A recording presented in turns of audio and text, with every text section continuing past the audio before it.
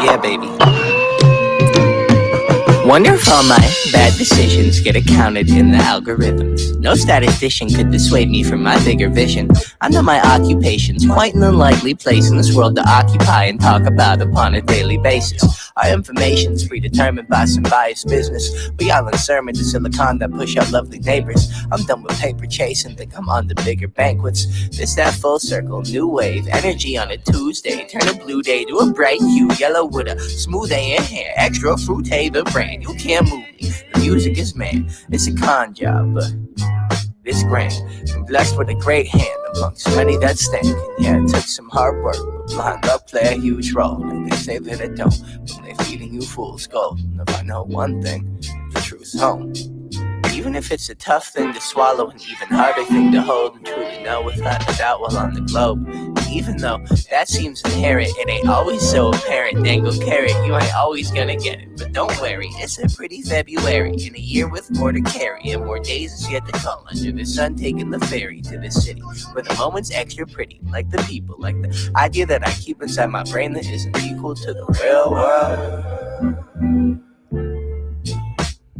All that stress ain't saving me fear though. I swear to God I'm trying, but they pushing the demons down my esophagus, screaming the easy life, what I want always. Praise made up holidays, tell me that love is the answer just to boost this economy.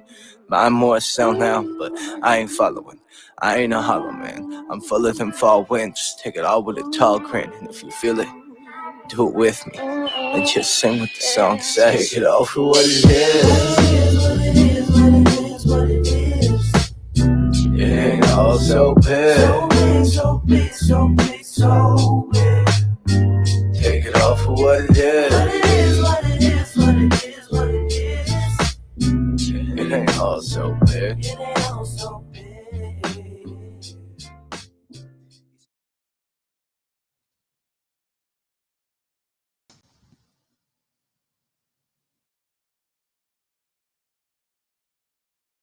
Hello, hello, hello.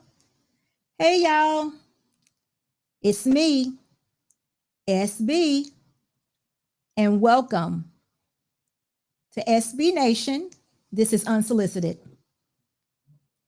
Give me just a minute, guys. Can y'all hear me?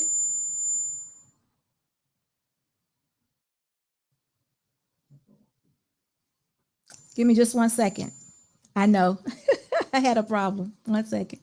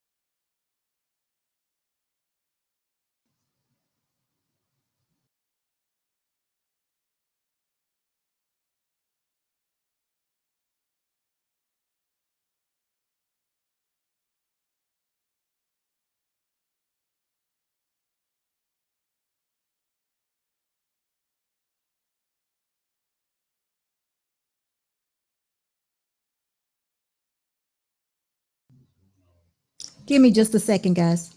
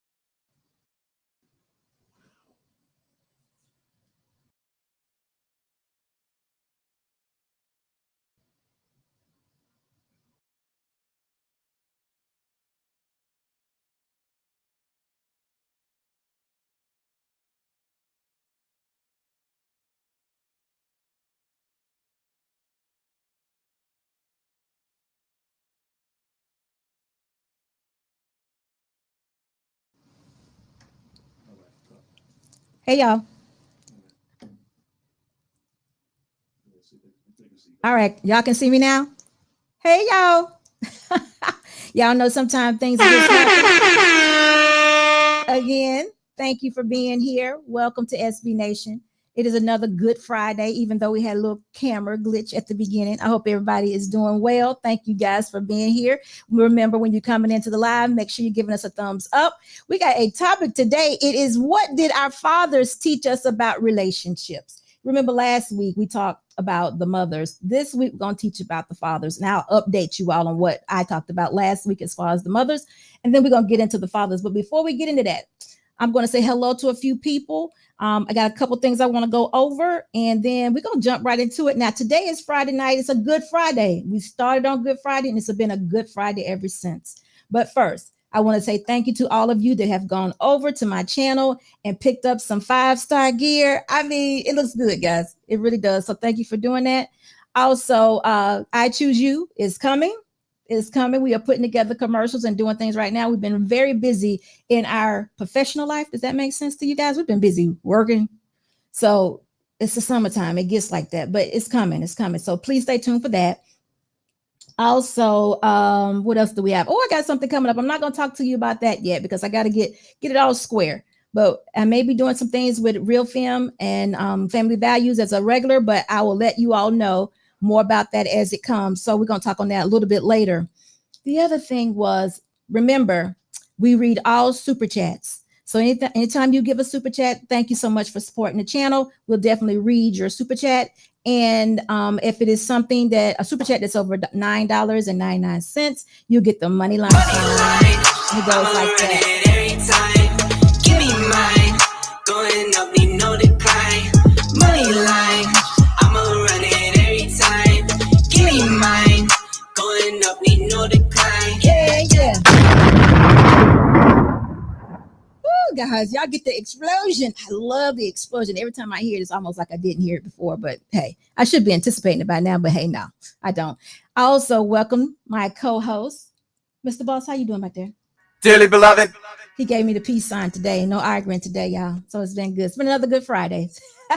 So I'm always asking the question, do you think that'll make him work harder? The fact that I acknowledge him and give him all the props? No. So anyway, it doesn't. But anyway, thank you guys for being here. The subject of today is, what did I learn from my father? What did I bring into the relationship? What kind of dysfunctions did I bring to the relationships? Before I get started, though, I'm going to say hello to a few people. Miss Brittany, hello. How are you? Snuggles, how are you? Snuggles want me to drop the link. Snuggles, if I drop the link, you're going to come up here and we're going to have a conversation. That would be very good. Stephen Day, how you doing? It's good to see you, Lady Nava. Lady Nava, listen. Nova, listen. Listen. Me and Mr. Boss been going back and forth on the proper way. Even though you put it on the screen, either I'm still getting it wrong or he's getting it wrong. I say Nova. Now, I know that may be wrong. Forgive me as it is, but thank you so much for being here. Sway, where you been? I ain't seen you in a couple weeks. It's good to see you, though. I'm glad you're here. Mika, sorry. Good to see you. It's good to see you. I'm glad that you're here. If I miss someone, y'all forgive me. Missionary Mike, hello. How are you? It's good to see you. Elena, hello. Jedi Mike, Jedi, what's going on with you, brother? Good to see you. BCDC 123. Hello. It's good to see you all. Thank you guys for supporting this channel, and thank you all for being here at the top of the show. I mean, because y'all don't miss anything. Black man, it's good to see you, brother. Hope you're doing good. Hey, Shug. I like that. But listen, it's so good that you all are here. Y'all don't miss. Love C, how are you? Y'all get to see the top of the show. Y'all get to hear and see everything that goes on. I appreciate that so much for you being here. I like the fact that y'all on time, even though I be a little late sometimes. Forgive me. All right, just forgive me. I'm giving you a blanket apology for all my craziness that I do. But anyway, I'm gonna start this thing off as the show goes on. If I see other of you that have come in, I'll definitely try to give you a little hello, a little shout out, a little something to make sure that you know I'm watching. And I appreciate you so much for being here, and I definitely do. But I haven't seen this man come in here yet. But it's a little podcast. What is it? Little I seen you little podcast. I think I probably got it wrong, but you know who exactly I'm talking about. Listen, I want to say thank you for you had a stream on the 27th. I think that was Wednesday night. Thank you so much for shouting me out. I appreciate you so much. Mr. Boss brought it to my attention. I took a look at it. I appreciate that. And I'm going to address a few things in that video. I definitely thank you though, because anytime somebody's talking about me calling my name, that means I'm winning. And I appreciate that. But dearly beloved, there were a couple things that, for those of you that don't know me or haven't been, didn't know me from the beginning, I think it's probably a good time to go back and tell everyone who I am, what I represent, kings and queens, why am I here, and all of that. And I got a video that I want to share with you all. It was a video that I did when we very first, actually started to do unsolicited. And this video was done over on TLA's channel. So I need y'all to take a look at this video. Give me 1 second. We got to get the video up, but I need y'all to take a look at this video. And this is where unsolicited basically came from. Here it goes. Oh, we got to cue it up. But anyway, I need y'all to take a look at the video because this is where it actually started. And it's going to make more, it may make more sense, but I'll explain to you also what you're seeing and then we'll get into it. No, and no one has said that until he said it and I was just waiting. But I do think she's very fearful because you are a professional. Fear, all of that. She felt that. That's why she's real truth and that's going to come out. You can't hide it. And just being in a courtroom and somebody's asking you questions, you can also.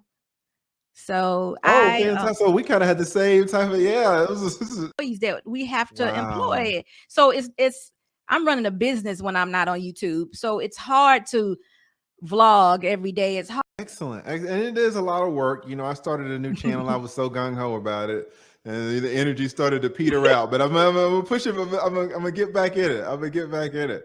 Yeah. So, what do you think about this Tasha K stuff? I think you kind of let some things out that she probably had. I mean, she could. You no, see, listen. I'm listening to you because you definitely encourage me. But my husband and I own a whole business doing something else, so it is definitely hard to do. Now, I want to do it. My husband wants me to do it, and I want to do it because you have to kind of pull yourself away from your business, but then you go into that other part where you can't bring your business profession over into YouTube because then you got that other thing that, wonder who's watching, wonder who's listening. All right. So are we ready now to play the video?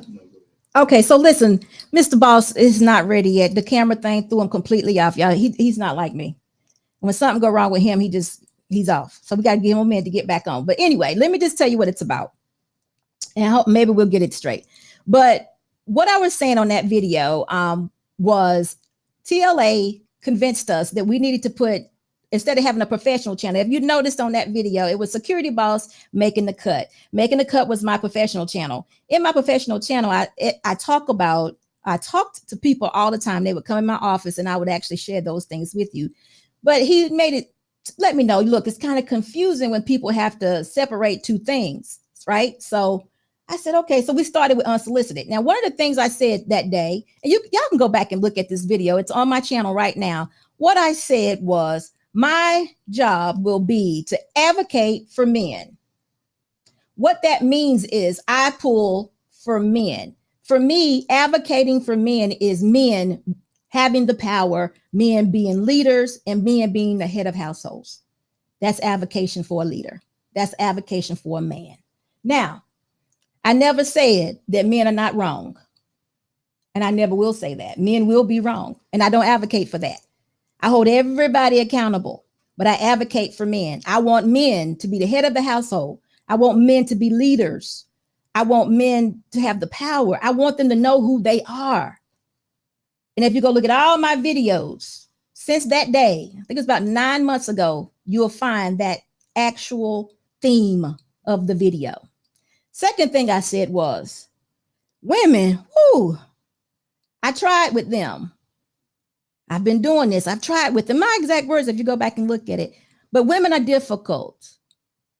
Women, they won't listen. So since women don't listen, what I plan to do is make sure the men have all the knowledge that they need to have about these women so they can stay out of trouble. So they won't have to give their power away. Right? And then since then, what I've said about women is this: I love women. So I'm going to be an example for women, because women don't listen to other women. And as far as holding them accountable, absolutely. If I see a woman and I know this woman is doing something and I'm there, I'm like, ma'am, why? Don't argue. I'm saying something to them. Now, am I going to argue and bicker and cuss and go? Oh, no, I'm not going to do that, because it's not my job to do. I'm not doing that. But I will be an example for women. Let me say this very important part, because I think a lot of people miss it. Married women. I want people to be married. I want men and women to be married. I don't claim to be someone that can give you great advice on dating. I dated my husband for 6 months and got married. I don't know if y'all can find it there. Beloved. I don't give you the advice on dating. That's not what I do. I give you relationship moving to marriage. So I'm the married lady over here. I've been married 27 years in November. I got married when I was 25 years old. What I think a woman, a wife should be is someone that can be accountable for her past mistakes, and someone that is willing to follow a man that leads her. That's what I think a woman, a wife, mother should be. Now, I might need to say that again. I think a woman should be a person that is willing to account for her past mistakes, and that is willing to follow a man who is the head of the household and a leader. Yes, right. Submit to him. That's what I think a woman is, a willing woman. Because I always say this: women don't know everything. We lead, we follow you all. All y'all got to do is put together a plan for us and we follow. But we want you all to love us. So that's who Security Boss is. So anyway, going back to the video little podcast that I saw of yours the other day, the video was about red pill women or what have you. When I came into this space, I knew nothing about the manosphere. And as y'all go back last week, I think it was, I had a whole video about what is the manosphere. Rodney Six, hey, how are you? It's good to see you. I had a whole video about what is this. Second thing, red pill, blue pill. Didn't watch The Matrix. Okay, so I don't know anything about the pills either, but it doesn't really apply. It doesn't really matter to me, because again, I advocate for men and I love women. And I want both of us to win. So if I know for a fact a man is doing something that brings him detriment, he wants to participate, like what you call it, just random sex. If I know men are participating in just random sex, I'm going to tell the man how to retain his power and not give it away to the random woman. I don't really care what the random woman is doing, because remember, the random woman is the woman that is willing to give the sex away. You don't have to tell them women, those good women that want to be married, you don't have to tell them to close their legs, because they want to be married. They actually almost got it. They just don't have the husband. So it's the random women that don't listen. So those are the ones you have to tell the men. Men, listen, guys, she random. Don't give her your power. Don't do it. Be careful. Don't do it. Don't even go over there. That's the answer to that. Now, that has been my everything, my mantra, my theme, my everything's from 9 months ago. It's not going to change, because I still think the answer is men and women getting married. I want you all to be married. I want women to win. I feel as though, even though I am my husband's second wife, even though I was a single mother for a time, how about that? Look at all those holes in those talking points that I just made. How about that? All them talking points that y'all listen to. This is real life for me. Real life. I'm the example of real life for you all and how it can be. I'm real life. And I'm just sharing my real life with you all. My husband has allowed me to do that. He's here with me. So we're basically sharing our life. And he's there every time. Every time the camera comes on, he's there. So this is how it is. So that is what I want everyone to know. I'm not a part of a manosphere. I'm not going to insult anybody, woman or man. I wouldn't do that. It's not who I am. I don't even feel the need to do that. Before I have to insult you, I probably just won't even talk to you anymore, because or for whatever reason. I'm probably feeling really sorry for you at that moment. I mean, you got me to insulting. You know, another thing is I'm going to respect people, men and women. So, like I say to men all the time, if a woman is not showing up the way that she needs to, don't waste your time. Keep walking. Just keep walking. So anyway, hold on for one moment, guys. Just let me. All right. So anyway, I wanted to mention that. And then from there, thank you again, little podcast, for having me on there. I appreciate all the things that everyone said, but I just felt like I needed to clear up some things because I am not a red pill. I've never claimed to be a red pill. I will not insult people, female or male. I do advocate for men, and I love women. I want them to win also. I don't hate women. I think women make very bad decisions, and I'll be the first one to point it out. But all I can do is be an example of how it can be different. And then I can maybe say something to them if I have an opportunity. My platform is open to be questioned for women and men to question anything I say or do. And I'm here for that.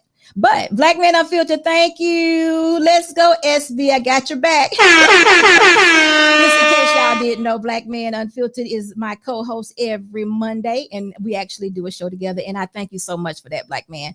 So I just wanted to make sure that everybody understood that if red pill means that a man that you all will not ever have to account for some of the things that you do and say, then I'm absolutely never will be a red pill. I won't, because everybody make mistakes. Everybody makes mistakes. Sometimes we do things wrong. Sometimes we do things wrong and we think we're going to get a good response. And that's not how it goes. Women, the same way. Women, I don't advocate for no woman out twerking, giving her goods away, sneaky linking against the man. Man, I don't even want to talk to those type of women. Those women don't want to be married. I have nothing for that. Like, again, I'm not the dating coach. I'm not the one that's into dating. I'm into relationships and becoming married, because I think with a nuclear family, we all win. So if you want to talk about that, then we can talk about it. But anything else less than that, Brittany B says women can't be red pill. I don't know. I don't even know what that would mean for them to be a red pill. But men and women both are wrong. Do I want men and women both to win? Absolutely. Will I hold both men and women accountable? Yes. Seeing that I may have a little age on most of you, if I have an example to share with you where men lost, and I can tell you exactly what not to do, I am going to share with you, this is what you don't do. You can take it or you can leave it. But this is my examples are real. I don't come from a place of a textbook or nothing like that. Most of the things I share with you are things that have happened in my life, are very close around me in proximity, And if y'all haven't figured that out yet, y'all better come on and ask me. But it really is. These are things mostly that I've experienced, I've done, or, willing to try. I don't know. But anyway, it's an example. I felt like I should do by example. And the things I say are genuine. And I'm leading by example. And I hope more women are interested, because guess what? We are finding out now that a lot of women have realized that the feminist movement is not the way to go. I don't know who told them we didn't need men anyway. That was crazy. I mean, what? It's the thought of it is ridiculous. And I've said that from the beginning. The thought of not having a man is ridiculous. But again, like I said, Security Boss is not about any man's sphere. I actually think that's a man's space. I think men deserve to have that space to work out their own issues or whatever it is. And if there's a positive message going out to get young men to a different stage in their life, then I'm all for it. And I will say it again. I do not think women need to be in manosphere spaces. I established that with Mr. Lee a couple of weeks ago. We should not be in your spaces. Do what you got to do. But I'm no part of a red pill or a blue pill either. I don't live in any kind of delusion. My life is very real. And I happen to know a marriage is what you make it. So when I hear things about divorce and marriage in the same sentence, no, I don't agree with it, because I know it doesn't have to be that way. I also know that I was an asset to my husband, even though I was a single mother. It worked out for him. Now, will it work out for everybody? No. Would I push that on anybody? No. I think we should look more towards the character of the people. Dearly beloved. Because his first marriage, she checked the boxes. You know, he checked the box. Pretty, feminine, fit, feminine, pretty. You know. When they started, she was even cooperative. But as time went on, all that changed. And then she did not fit the bill anymore. They divorced. But then me, I was the second one. But I had a child. So now things are different. But I had the character. I was submissive. I was the wife. You see how we in sync? And we're still married 27 years ago. It's because we took the time to become one with each other. So it's so crazy to me when I hear people say, oh, I'm married and my wife gonna take all my stuff. Y'all stop it. What are you saying? If you are a millionaire, a six-figure higher guy going into a marriage, you need to cover yourself. Cover yourself. They have prenups. They have everything you need to make sure that you're okay. But if you're going into a marriage with a woman and you have an average salary and she's an average salary and y'all going to build together and y'all stay married 10 to 20 years, that's y'all stuff. What? Come on, y'all. What? This is no checklist. This is real life. Being married any length of time and losing out on that, that's like death. You're losing someone. You should be losing a part of yourself if you worked at it every day, or if you work to become one with them, if you followed your vows. That's what it should be like. That's the relationship. It's one of the most important relationships you should have in your life. If that's not something that you want to do, please leave it alone. Don't even talk about it. Let somebody else, have it. But women are just not throwaways. I'm not saying that all women are good. I'm not saying that, but women have brains. They have emotions. They have good sense. They have all of that to bring to the table to a man that is willing to lead them, a man that's a head of a household. We have all that to offer and to give. Guess what? I am one of them women that put all my money in one pot. I don't care because I got one of them husbands. So it works for me. And this is what I put out there to other women. Put your money in one pot. You know what? If you don't have but one opportunity, why not give it all? Give it all. And this is what I did in my marriage. I've only been married one time. This is how it goes. So anyway, listen, I am going to drop the link a little later in the show. And so if anyone wants to go back and ask me any questions about who I am, what my thoughts are, how I feel about something, I am so open to it because I really don't like it when people don't tell who I am correctly or when they get it a little mixed up, because situations are sometimes situational and they're different and sometimes different things apply. But note this, I advocate for men. I want men to win. You know why? You were here first. You're leaders. You're the head. We were made from you. I think we should be for you. I did a whole video on that. I think women are for men. That's it. So if you don't remember nothing else, how about that? Remember this.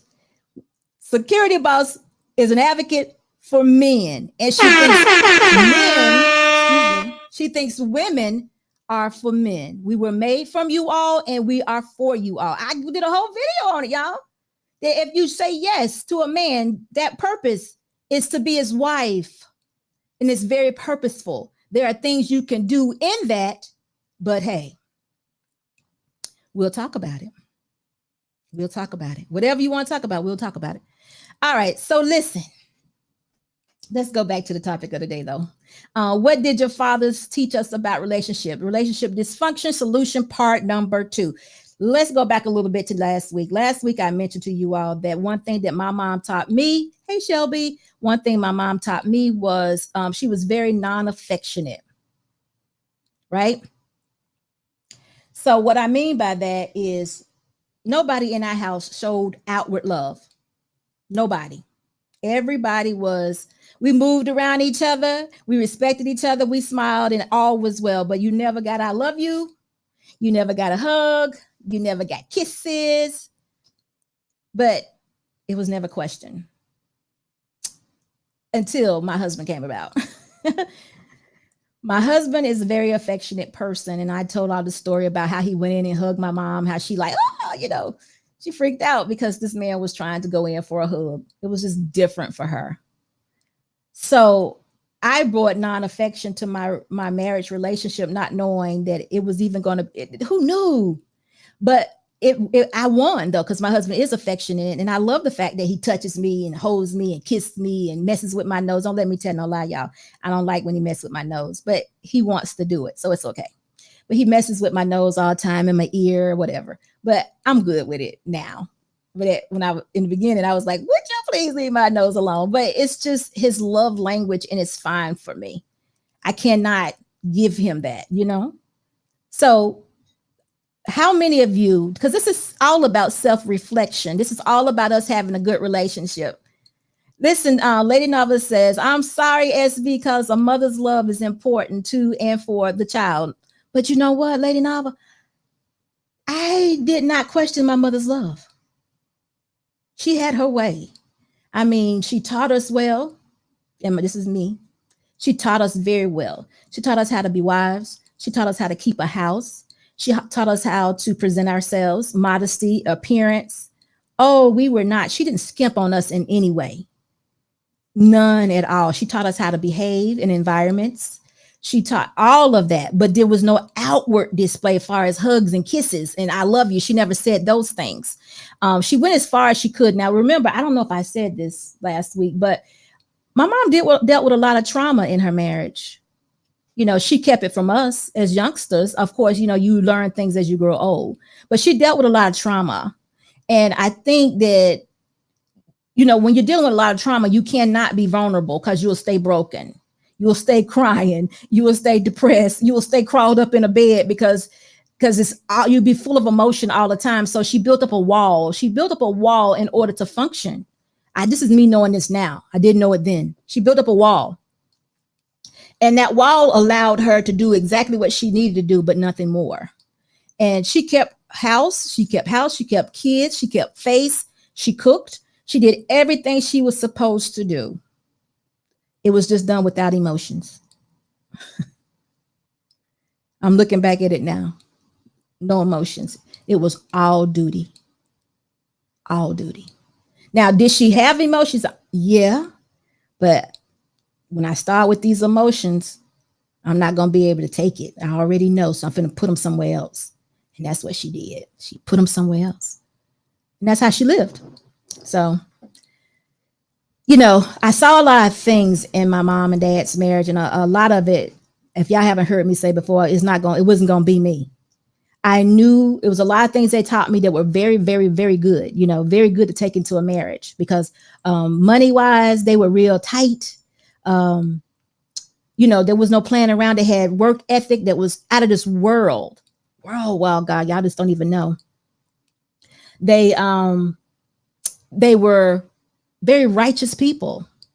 No smoking, no drinking, no cursing, no very moral and righteous people on the exterior, of course, because whatever they did amongst themselves, they did. Now they were very, very righteous people. I guess I have to call it that. Never missed a Sunday out of church, never missed a day out from work. Never had any problems with the law. None of her children ever had any problems with police stations, and my dad, none of that. No, never arrested or none of that. You know, we had everything we needed: car, house, clothing. You know, I made a joke last week. We went to doctor's appointments. We had everything we needed as a Black family.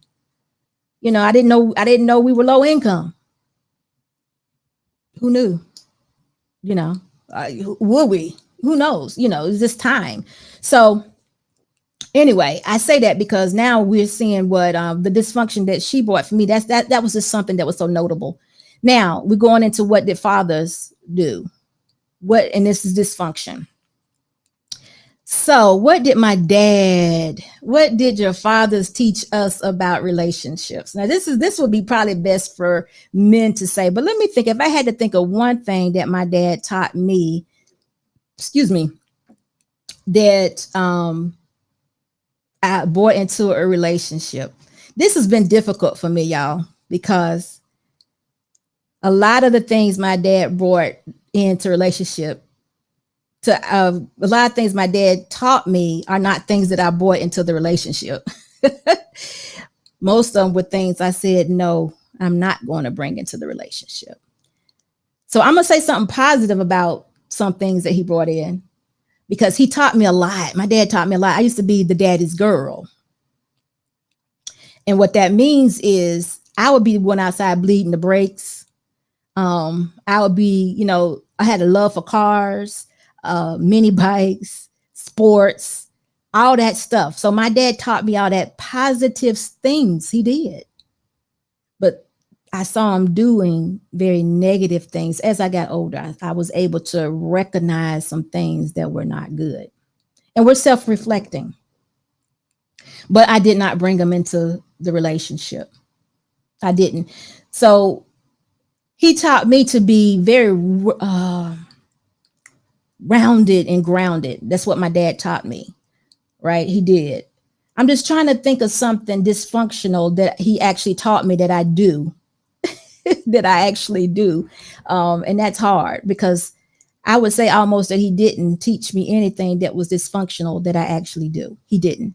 Now, what I picked up on now, because men, I guess my brother or men would probably be more, can relate more to their dads. But what I did see from my dad, and this is something that has been confirmed by him.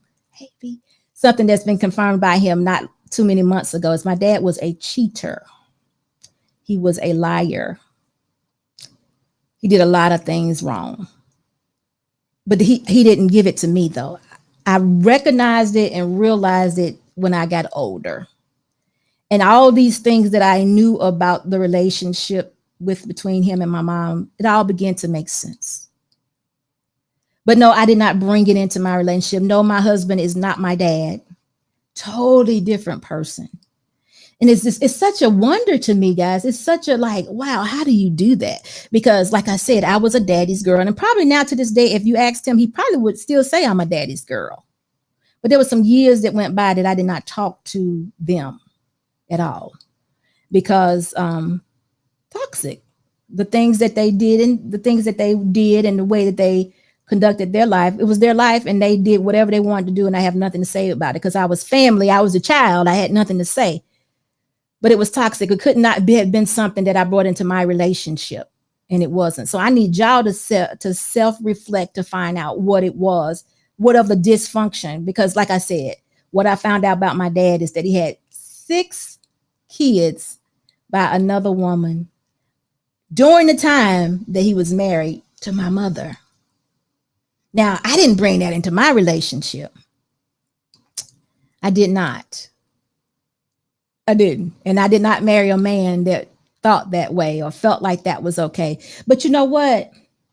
I got to tell you guys, I'm a woman and I don't quite understand it, but there was some disconnect there, because this man was living a double life. It was a disconnect, meaning my family is here.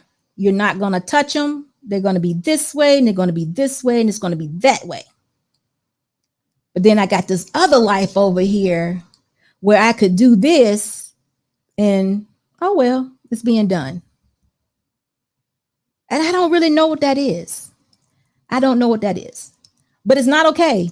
It's not okay. It wasn't okay then. It's not okay now. But I don't know what that is. So y'all can help me, because maybe I have a little of that in me. But I'm going to tell you what no, I don't. Because one thing I've learned a long time ago is I was going to be accountable for because that's the only way you got to be. Because it's hard for me to be righteous and be jacked up on the right, be righteous on the right and be jacked up on the left. How do you do that? So I do know that even though didn't bring it into my relationship, actually, it might have made me, I don't know. Because I can remember this. When I came into the relationship with my husband, I did say to him that cheating or infidelity would be a deal breaker for us. And it was always bringing in a third party. I could deal with anything else but cheating or bringing in a third party into our relationship, which would be another woman or man, vice versa, us cheating, infidelity. So that was the one thing that I did say to my husband. And I could imagine that I was thinking about my mom and my dad's relationship when I said that we're not going to have that. We can't have that. But I didn't bring it in. I didn't cheat. I wouldn't have cheated on my husband. I don't cheat on my husband. I couldn't see the need of being married and cheating on my husband. It takes so much away from a marriage that you get y'all don't even understand. But let me read this really quick. T-Shaw says, SB, I struggle too. My father was a habitual cheater too. He taught us everything else, but relationships would have been opposite of what he exemplified. It's weird. It's some sort of disconnect. I'm going to need men to help. We're going to need some men to help us. Ladies, y'all don't mind men coming up and helping us with this today. But I want both of you all because this is interesting to me. My dad told me since my mother passed away in October, my mom passed away Halloween. My dad told me since then and I'm the baby, y'all. I'm the baby. Y'all need to know that. He told me since then is when he had these 6 kids by this other woman. And I'm going to tell y'all what I told him. Y'all going to be like, what? You said that? I'm like, yeah, I did. I said it. I said, you made that woman for the streets. I said, you gave her 6 kids. Nobody else wanted her. She couldn't even get married. She couldn't even have her own husband because of you. What were you doing?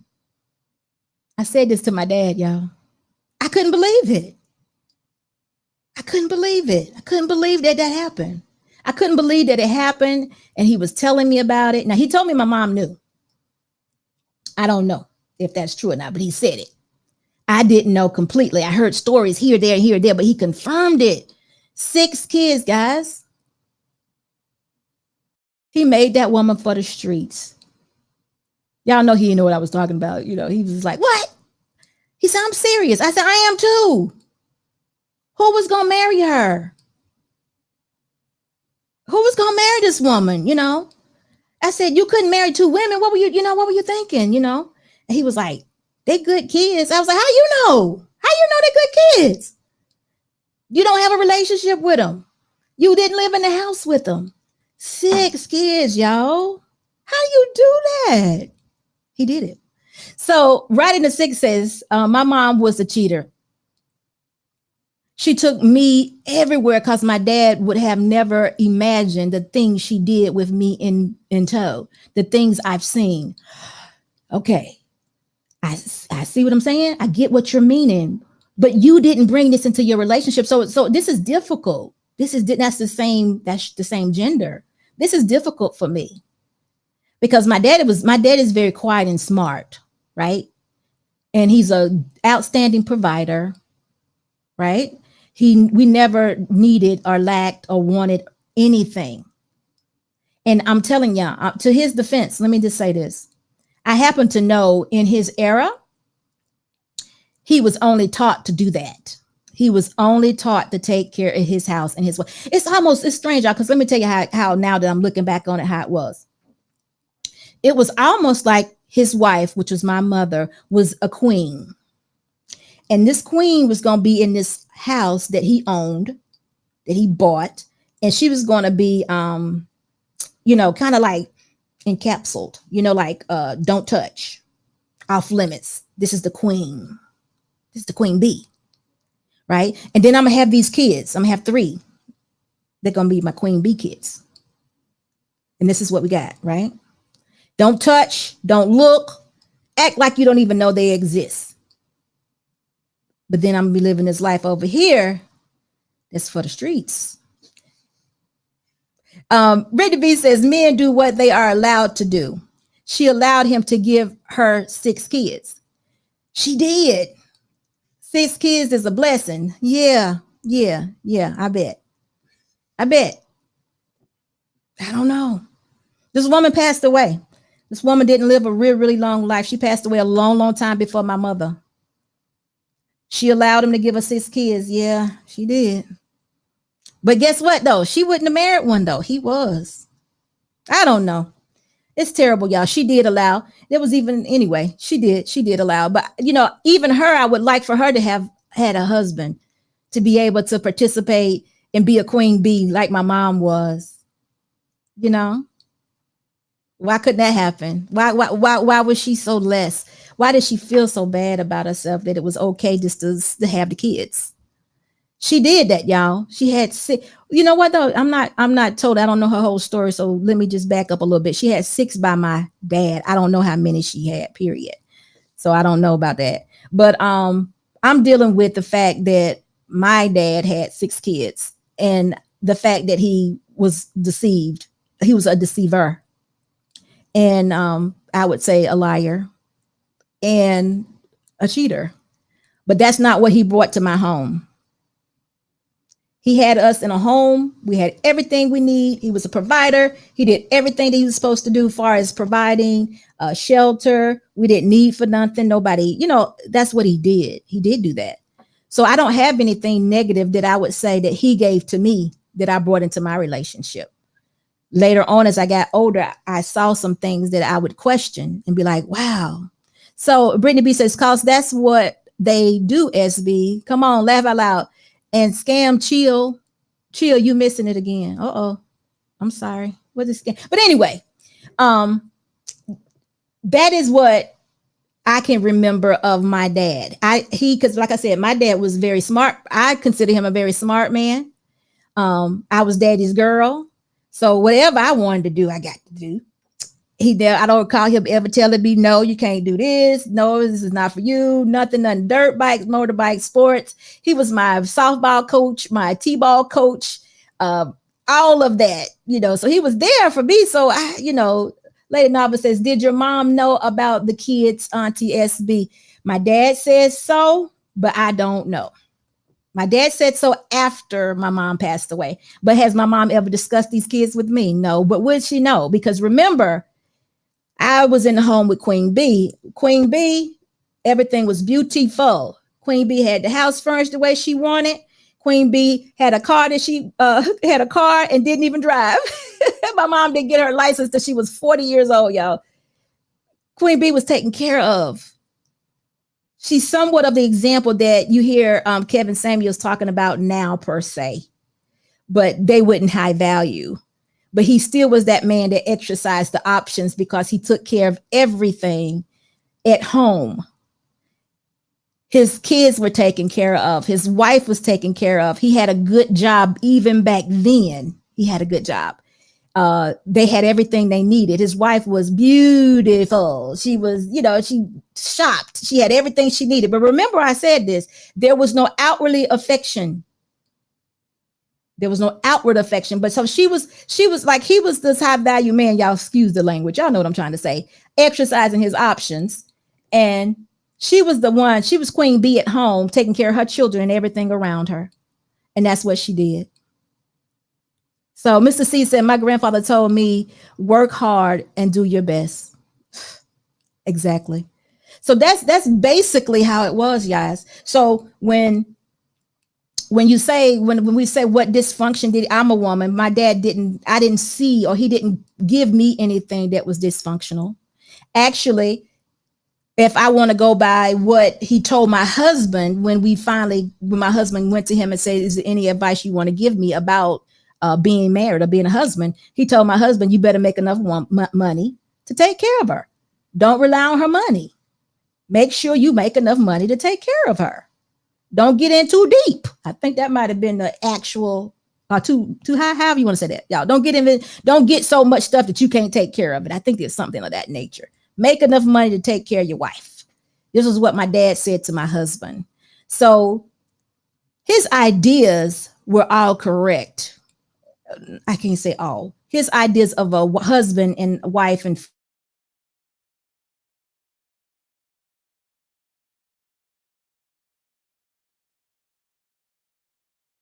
hear me, I'm going to continue to talk. Okay, excuse me for that, y'all. So his ideas were just that. They had a very traditional marriage. Now understand this. My mother was a wife until she died.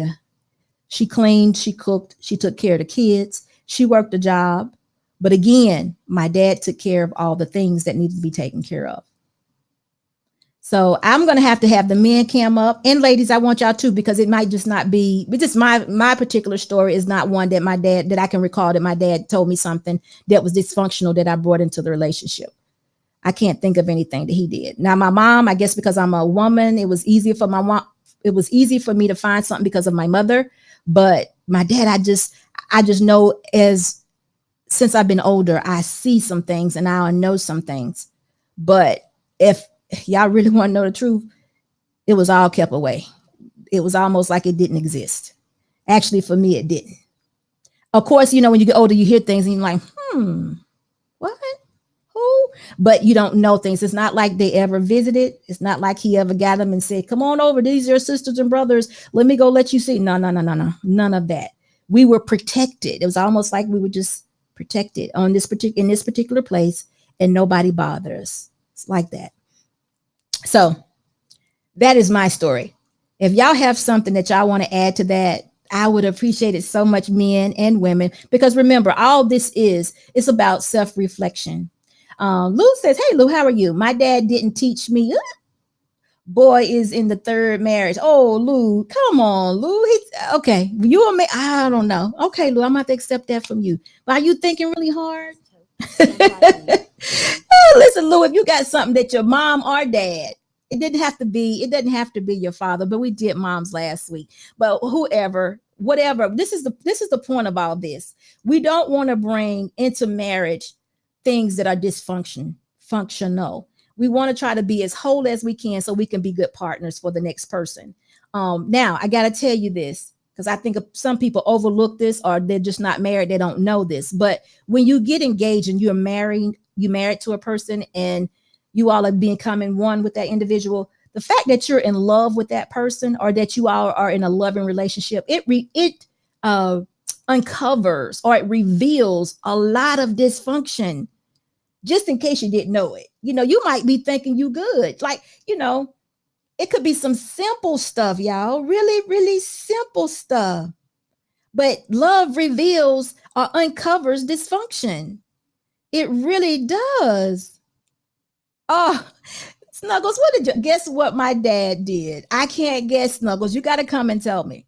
But love reveals this, guys. So for all of you who think you're going to go into a relationship, a marriage relationship, or even a serious relationship in the beginning, and you're going to be being, you know, vulnerable with your mate and becoming closer to that person, you may think that you're whole and good going in, but being around another individual, you will start to notice that you might have some little dysfunctions.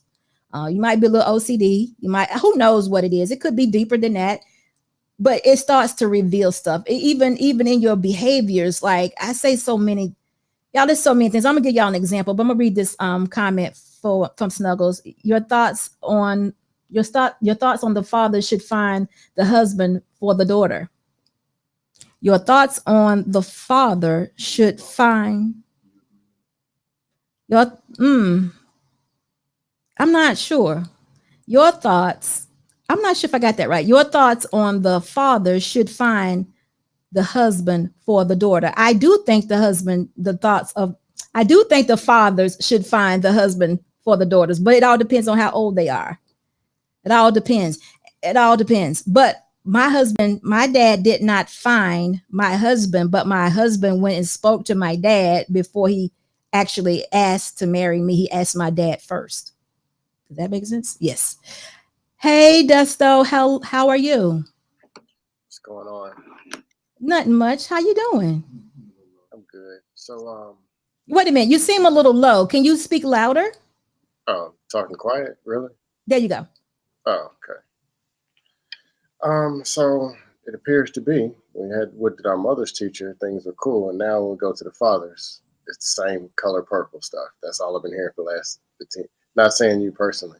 But what are you talking about exactly? Reading the chat, hearing the messages. They all had the kids. They did this, the cheating. This is where we're starting.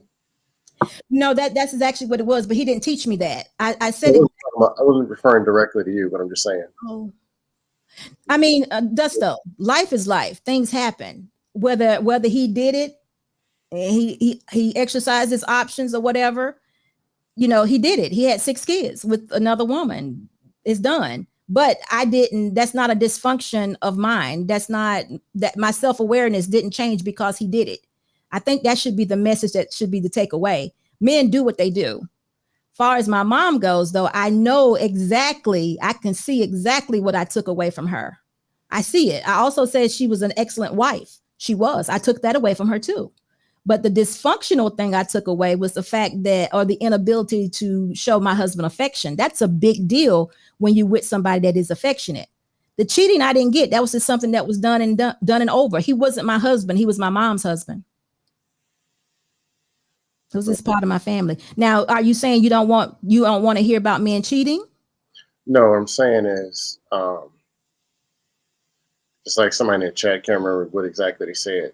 Okay. But it's always, the same thing someone else said a couple weeks ago. Tell me. It's no different now than it is back then. Oh, why did we say there was an 80% marriage rate? If men and women were married at an 80% rate, where did all these kids come from? That would mean it'd be like 3 or 4 women in each neighborhood popping out 30, 40, 50 kids. Because they say so many men were out here cheating, having separate families. That'd mean the marriage rate at 80%. There's all these single moms out here popping out random kids, kind of like what we got today. So it had to be a few women or a few families or a few dudes sneaking out and going raw dog Ronnie in the women. You understand what I'm saying? Yeah. But today, all I see is scroll up and down the chat. There's a whole bunch of men that dad's cheating, dad's all out there.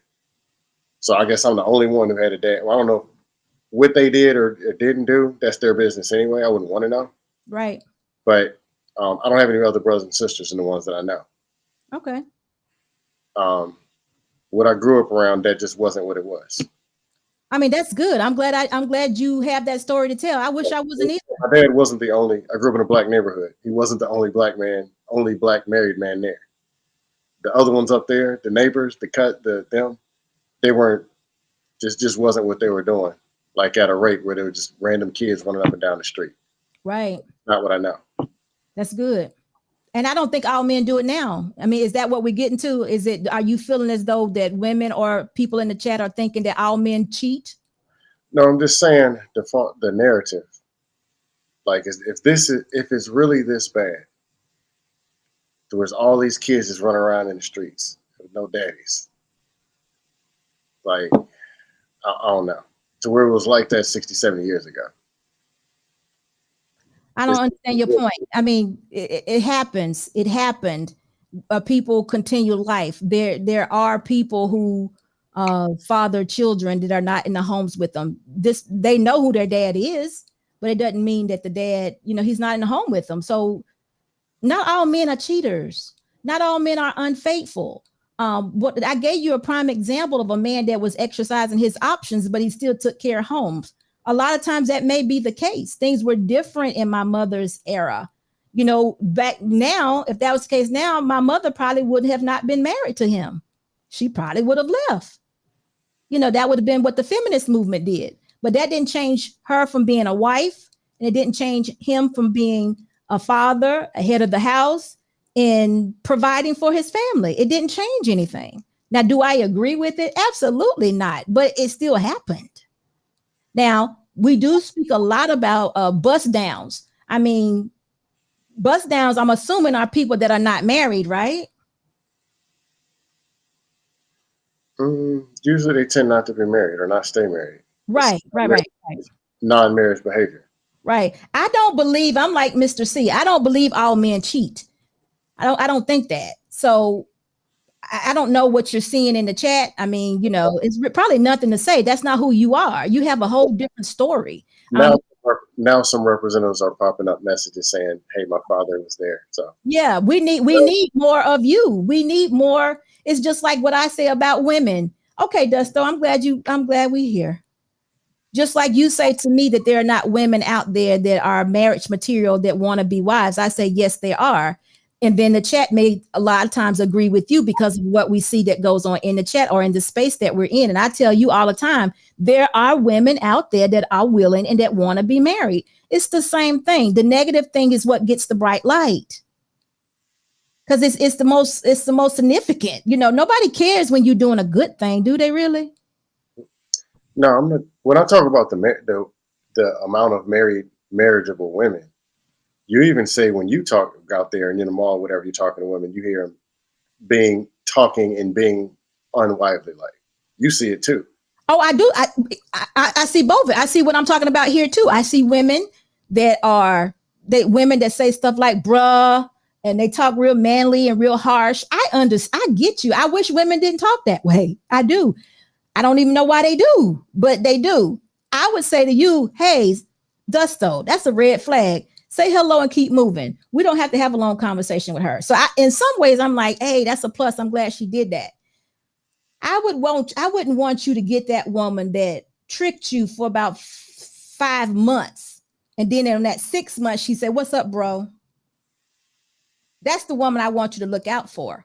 But I think a lot of times when we looking at fit, friendly, cooperative, and all those things, none of those things have anything to do with character.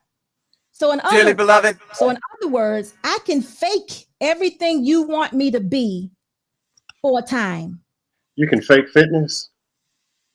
I mean, everybody wants to be fit, don't they? How do you fake fitness? Oh, yeah, I can fake fitness. Come on, you can fake fitness. If you got the right amount of money, these women will stay in the gym. Come on, Fake fitness. She wasn't yes, they can fake fitness. They can fake fitness. They can not have a baby by you. They can do all of these things for, I say at least 5 years. You say they can't go that long. I think they can. But guess what? If you don't get to the character issues, you're going to be messed up. We got to get more to character and what kind of person we're dealing with. And a lot of times those things that are outlined on that little check, on that little paper with the check boxes, it doesn't say much about the character. It just talks about the exteriors. Actually, it does. To me, it does tell. Okay, I understand. You feel like fitness goes to character? Absolutely. Now, see, I don't see the correlation. I might want to have children. This person's supposed to be carrying the children. Right. Person who eats broccoli versus eating pigger pies. There's two different people. One's supposed to carry the kids. One I need to live 30, 40, 50 years. Right. There's daily decisions that are made. Like, did you know that women that's focus and it's a decision made. Same thing with being friendly. Friendly is a characteristics. It's not. I'm telling you, they can fake it. Did you know a woman that is hungry can deliver a starving woman can deliver a healthy baby? Did you know that? So if this is the case, why not? I'm just asking you, did you know it? So because guess what? Your God is so perfect and your body is so wonderfully made that a starving woman can deliver a healthy baby. Now, she may not be worth nothing after this baby comes, but I'm just saying, did you know that your body is so wonderfully made that this could probably happen? I almost can't believe what I'm hearing. Okay. Almost can't believe this was being said. No, all I'm saying to you is fitness doesn't correlate with character. That's all I said. Fitness. Now I want you to have exactly what you want. Now don't make me, I'm not trying to get you off your preference. I'm just saying to you, your body produces things. Your babies are protected. I mean, you have to really be putting something incorrect in your body to hurt your baby. You really do. If they can fake fit, I won't even bother. You don't think a person can fake fitness? Fitness is character. Okay. Decisions made. It's what you eat, what you do with yourself. That's what fitness is. Some people get lucky, born with good genes and stuff. But so listen, Brittany B said I can be an asshole in the gym every day. And then there's the false narrative. Then there's the false narrative. Somebody says, "Hey, I want a woman who's this, who's fit." They throw all the false narratives. Well, she's gonna be like that over there. Why she can't be nice too? So listen, have you ever heard these men? Have you ever heard men be like, "Well, when I met her, she was a 10, but now she a 20." Have you ever heard men say stuff like that? I met her, she was a 10, now she's a 20. Yeah. What do you mean? She had a baby or two, and now she a 20. She wears size 20. I met her, she was a 10. She had 2 babies, now she a 20. So you suggest going and dating the 20s, and then you marry her, she's gonna be a 40? No, I'm saying when you married her, she was fit. She was a 10. Dress size, I'm sorry. Should I say that? I thought maybe you knew what I was meaning. Let me say it. I'm sorry. When I don't speak, I apologize. When you married a woman, you met her, she was a dress size 10. She had 2 babies. And then after the second baby, she became a dress size 20. You married her a 10 dress size, very fit, very feminine, very perfectly perky. Everything about her was. But now she's a 20. You already married her, though. Did her character change? Yeah. It did? Unless she had diabetes or something else, yeah, she changed. I say her character. Did her character change? Probably. Wait, help me out. What changed about? But I'm saying, okay. So while she's single, she's nice size 4. She's in the gym and she's active. Then when you marry her, she comes to give you. And now that I'm married, I'm going to give you this as a man. No. You give the best, and then when you marry a man, you give him the fat one. No. You missed it. There was 2 very important things I said along the way. Okay. First thing was, I gave you 2 babies. 2 babies, understandable. That's understandable. Okay, but as soon as I dropped that second one, I was at a size 20. Okay. Okay, so let's try to be honest about this. Did her character changed because she was a size 20? And then maybe we need to explain character. Maybe you can help me out, because maybe I don't know what character means. Taking care of yourself got to do with your character. Is that what character means?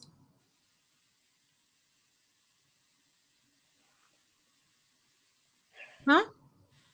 Because I happen to know when women have babies, it's no longer about them. It's about them babies. And if we're trying to make sure a woman does it good, does things correct, it's about the babies and the husband. So why she can't keep herself fit for her husband? I didn't say she couldn't. I'm just asking you, did her character change? I'm not telling you she wouldn't. I'm just telling you there's some transitioning that has to go on. Mm-hmm. When you have babies, your body changes. It may not look as fit to you as you want it to look, but that doesn't mean that she's not going to get back to the fitness. I'm just saying to you, there may be a time where she's a size 20, and in that size 20-ish, her character no longer intact. Meaning, will she steal from you? Will she take your money? Will she lie to you? That's character. Will she do all those things because she's now a size 20? Probably, just to be honest. Yeah. Her address is probably going to change if she's a size 20. Her address going to change. Probably. Yeah. So she's going to push out 2 babies for you, and you're going to say you got to go. There's things that work and there's things that don't. I wouldn't dare go marry a woman. Like if I marry a woman, I'm giving her everything I got. Right. I wouldn't go marry and then go give her. All right, well, we're married now. So you know what? I'm going to get fat and greasy. I'm only going to come home once a week. I wouldn't do that to her. So it's kind of like I'm not expecting her to give me that. Okay. Tell me what you mean, because I don't understand how that fit the scenario that I gave. Okay. Size 10. Right. I don't know the sizes and numbers. Okay. Size 10 looks like. Size 10 might be 140 pounds. Maybe. I don't know. Size 10 is a 140. I don't know. I'm just trying to give you something to hold on to so you can help us, so we can help each other with this conversation. That's all. A size 10, they used to say perfect 10. You remember that? The song Perfect 10? No. Okay, so what do you relate to? 120 pounds? I don't know. I'm just trying to make it simple. I'm just trying to keep it simple. I'm just trying to give you an example of how babies take away from it changes perspectives. Let me just say this. Let me say it a different way. When a woman is pregnant, lots of times, even she's taking care of herself, eating right, they mostly gain somewhere between 40 to 100 pounds. If a woman gains 100 pounds, she did not take care of herself. She was doing too much eating. But with baby weight, you might go somewhere between 40. I'm going to be honest, between 40 and 60 pounds a woman may gain. Okay. Okay. So looking for a 110-pound woman then. However you want to do it. You want to do 110 pounds. Let's say 110 pounds. She may end up being 160 before she had that baby. Before the baby? No, not before she gives birth to it, while carrying it. This is confusing. I'm trying to keep it simple. Okay. Man, it's already known. Man, be on your purpose. Be this. Get your abs right. Get your mind right. Get your cash lean up. We know this. Woman, why is it being told? Well, looks fade anyway. Well, that ain't got nothing to do with character. Well, you know, like, well, dang, what are we supposed to pick? Just take anything. What I'm saying to Huh? I'm telling you, character has nothing to, you want a woman that loves you. You want a woman that will care for you. You want a woman that's going to be honest with you. If a woman has a baby, give her time to get fit. Absolutely. That's what I'm saying. Yeah, I'll do anything for the. I got no problem chasing monsters around the house, vacuuming, cooking. I got no problem with that. Yeah, but Cutting a check for a home gym inside that, no problem. okay. None. I got no problem. I work from home. No problem doing anything. The extra. I believe in playing fair. I agree with you. I just wanted you to know that fitness doesn't go with character. I can't see fitness and character together, but I could be wrong. I mean, you know, I guess it all depends on where you put your fitness level. Everybody, I think most people want to be fit. Fat women don't want to be fat. They're just lazy. They just don't want to do anything about it. They have no will to do anything about it. But if it's something that a woman does, if a woman's an exerciser and she came into the marriage exercising, she's probably going to be that way, that woman throughout. The ones that you got to be careful of is the ones that are young and don't know anything about exercising when you get them. And then once they start gaining weight after the children, now you're expecting them to go back to that initial weight, but they've never had the habit or felt the need to exercise. Now you're wanting them to exercise. That's the one you're going to have your problem with. Because a lot of women, when they're young, they don't have to do that. Youth hides a lot of stuff. When you're young, you don't have to worry about a lot of stuff. You can eat what you want, especially skinny women. My goodness, they can eat what they want and they stay slim. It's not till after they get a little older and start having babies that, you know, things change. That's all. That's all I'm saying. But I just want you to make sure you got a woman with good character, though. Mr. C said, "It's my child. She has it not matter to me and much, but I am for the healthy living." We all, well, I ain't gonna say all, we should all be for healthy living. Everybody wants healthy living, but you want a person that has character. Y'all, you got to have a person that you know ain't gonna steal from you. I don't know. These comments are the ones that kill me. Which one, Madeline? Oh. No, repeated ones that pop up. Some of them are okay, but Madeline says, "Hey, Madeline, how are you? Do you think looks don't fade at all? Like even if they're fit, do you expect them to be a tight 25-year-old forever?"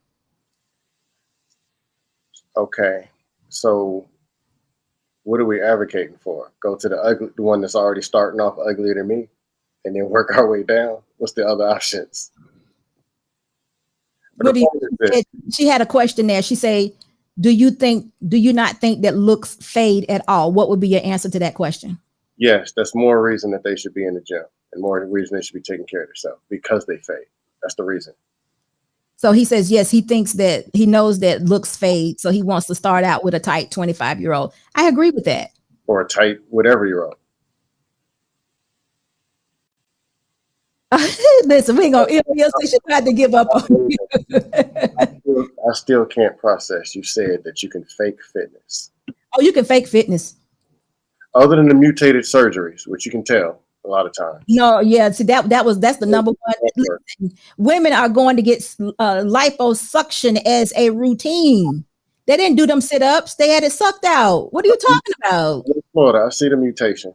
And usually after 8 to 12 months, they start gaining it right back anyway. Listen, Dusto, they get lipo all the time. You do not see, there's no mutation with liposuction, but a flat belly. And if they do it right, flat belly and drink plenty of water, you will not know what happened because nothing is augmented. And they'll tell you they'll put on some gym clothes and take some Instagram pictures all day long, every day. I didn't say they had the butt. I didn't say they got anything additional. They just had the fat sucked out. They do it as a routine.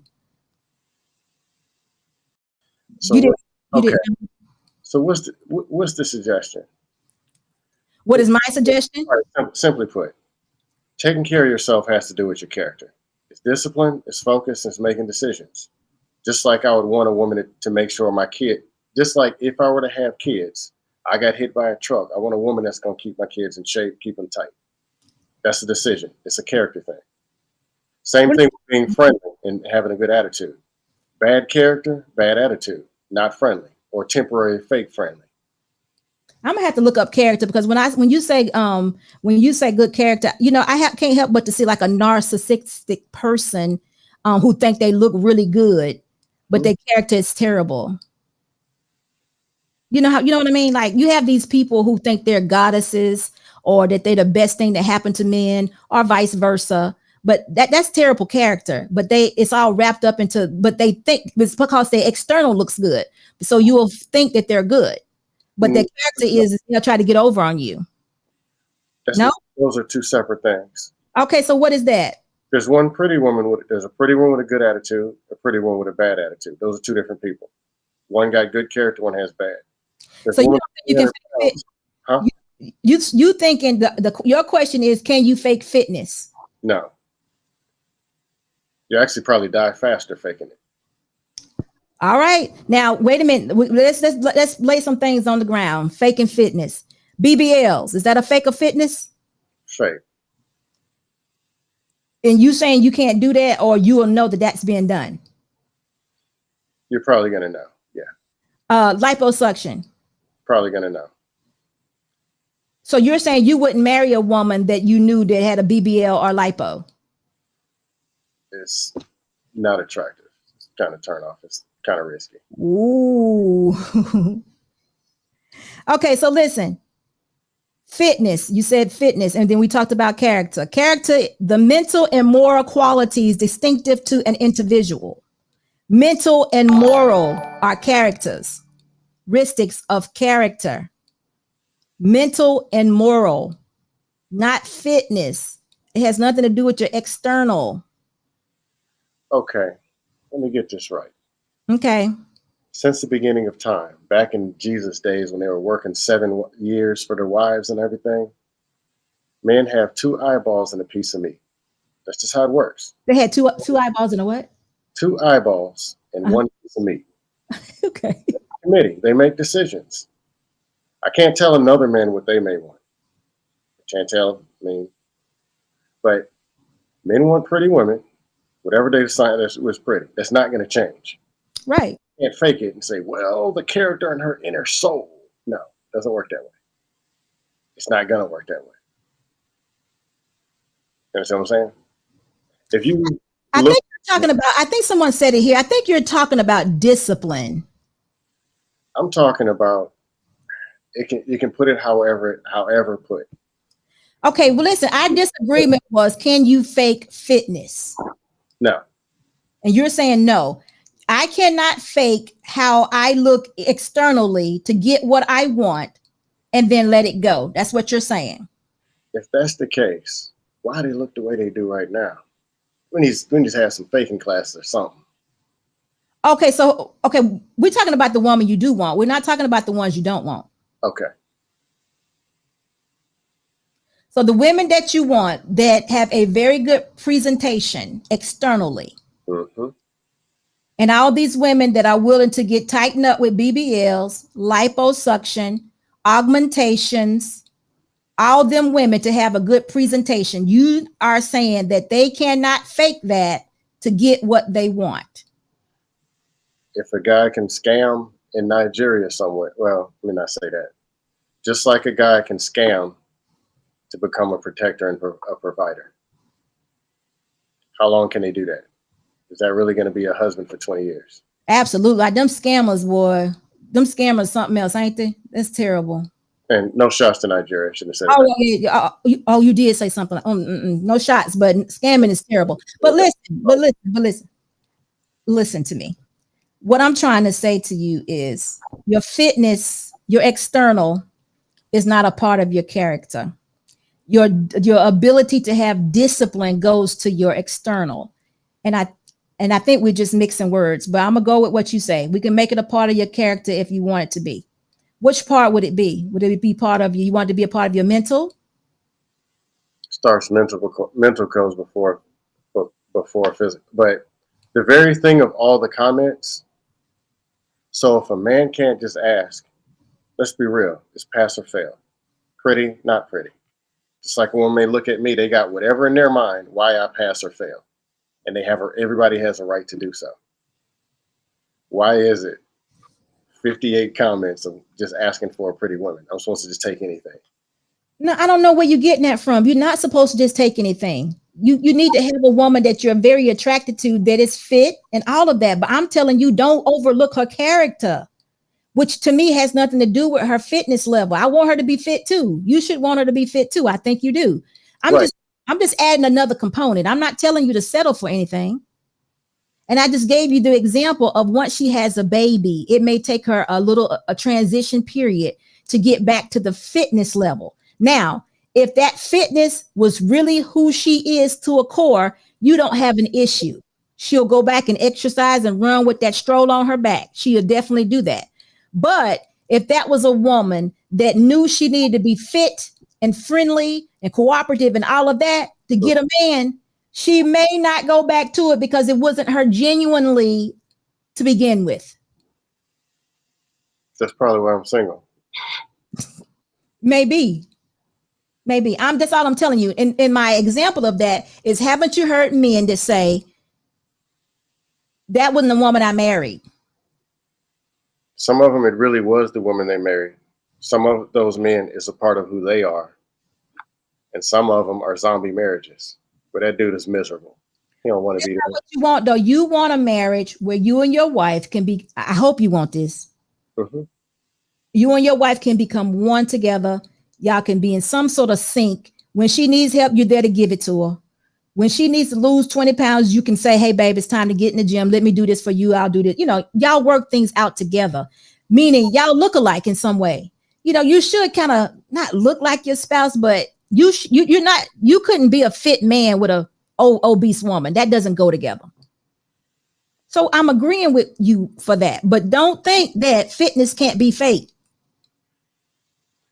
Especially now, because y'all giving the women the whole list of what y'all want. So you really think that a woman couldn't fake? No, when you say giving the whole list of what we want, I can't even get one. I just said fitness and it's 78 messages. So no, it's not like the men are trying to get what they want. I can't even get past one word fitness without 78 messages in the chat.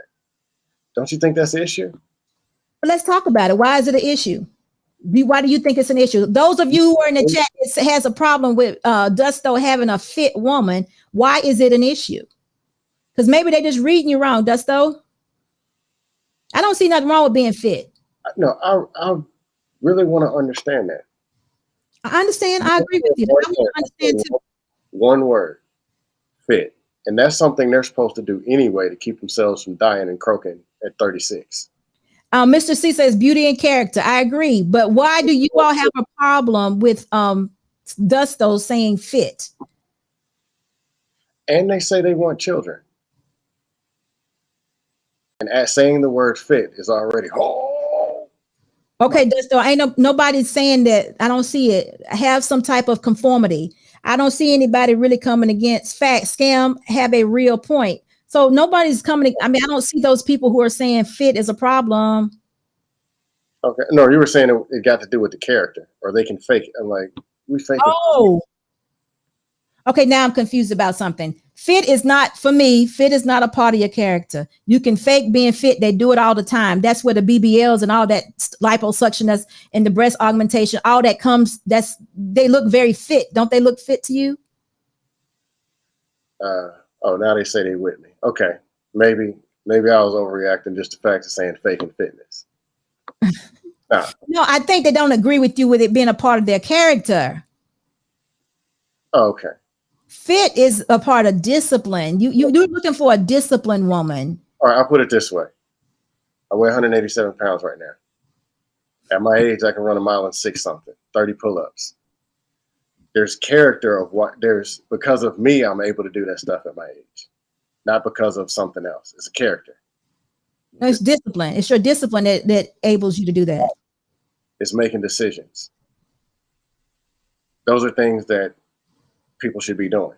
making good decisions. Those decisions affect the kids, if there are some kids. They affect your health. They affect your well-being, your mentality, everything. Fitness is way more important than people think it is. It affects your mental. It affects your perception. It affects how you communicate. And yes, it is a character thing. You gotta, okay, I'm gonna let you have that one because I don't see it. I see fitness being directly related with discipline. Discipline is part of character. Character to me is when is somebody being able to, somebody you can trust, somebody that can hold your back, moral person, not a thief, not a, you know.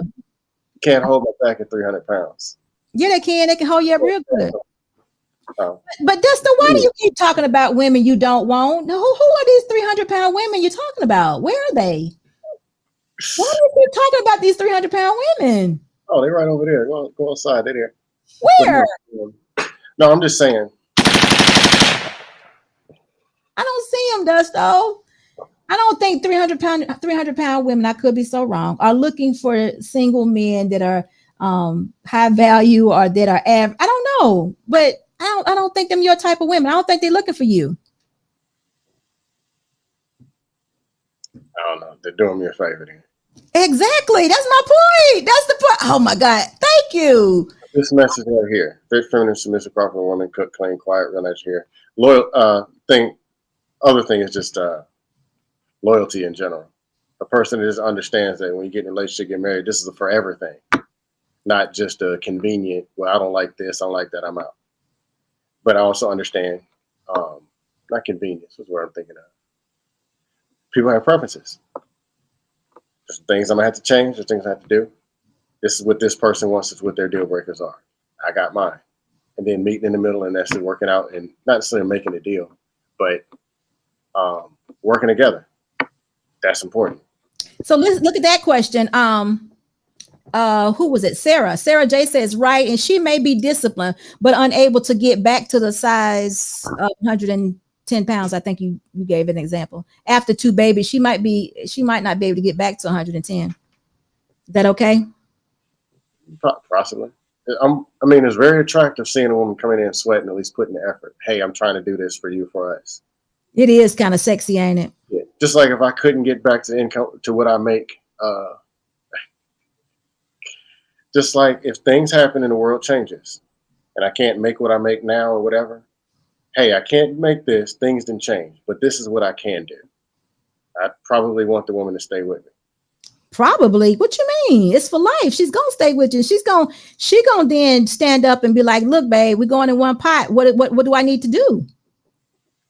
She'll probably even love you if you get a beer belly. You drink beer? No, I don't drink at all. Okay. You think you'll pick up a habit or two when you get a little older? No drink, no smoke. Okay. I think discipline. As a resolving stress, I say facing your problems head on is a better to resolve stress than running to something else. So what do you do for stress relief? The gym, temporary, like if it's just a rough day, unfortunately, eat it all. Unfortunately, real rough day, eat. Yeah.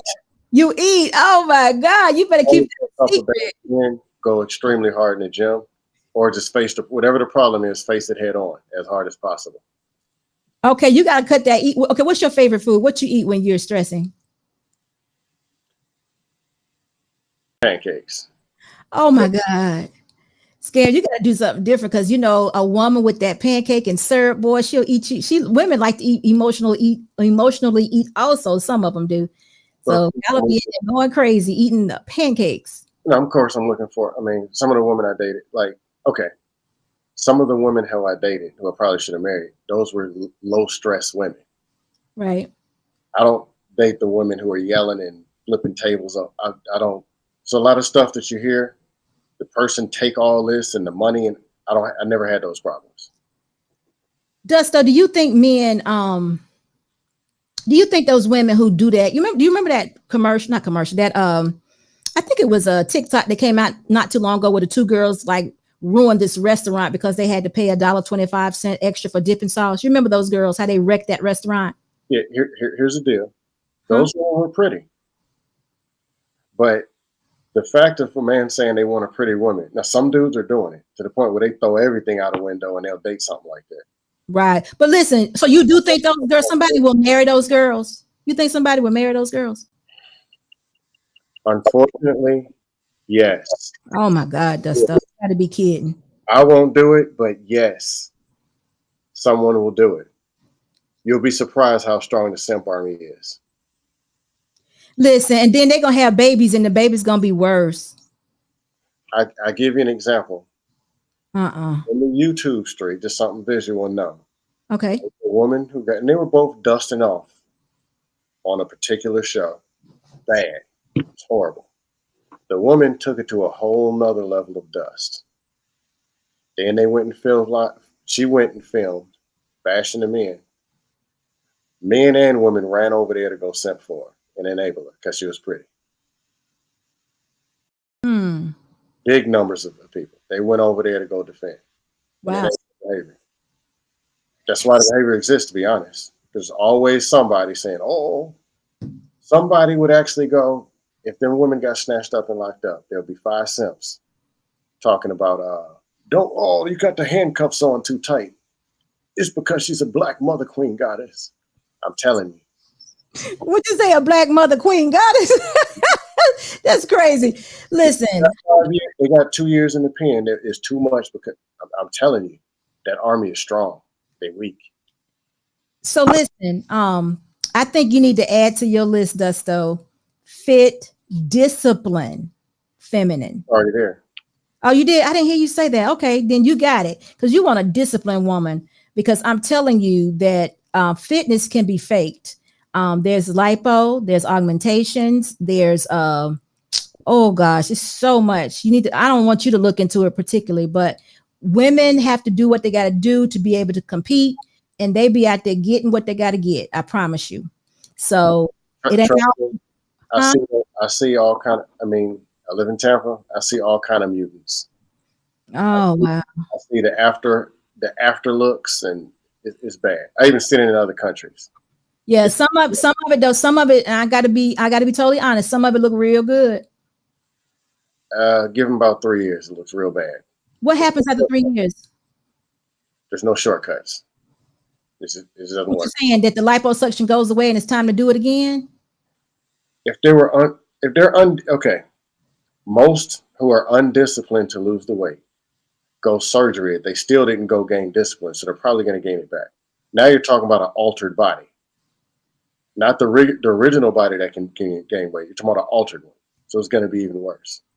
So listen, let me say it like this. Okay, we have all these. We're average people. We don't, we're not in the television. We're not superstars and none of that. But you have all these people who are on TV and on these television shows. They go get their stuff sucked out regularly because they don't have time to exercise and jog a mile in 6 minutes and things of that nature. They go get it worked on. They get twerked all the time, scam. And they look good. I can't take is all them housewives. All them, none of those housewives are exercising. You know that, don't you? They're too pretty to exercise. I won't say none of, but I'm saying I live in Tampa. Tell me what housewife you think. You know what I'm talking about, right? Housewife, the little housewife franchise. Tell me what. I don't watch anything that junk. The only one I watch is Love and Marriage Huntsville, but that's because my cousins are on there. Okay, who's exercising? My cousins do, and I think their wives do, but I ain't seen them in 3 years.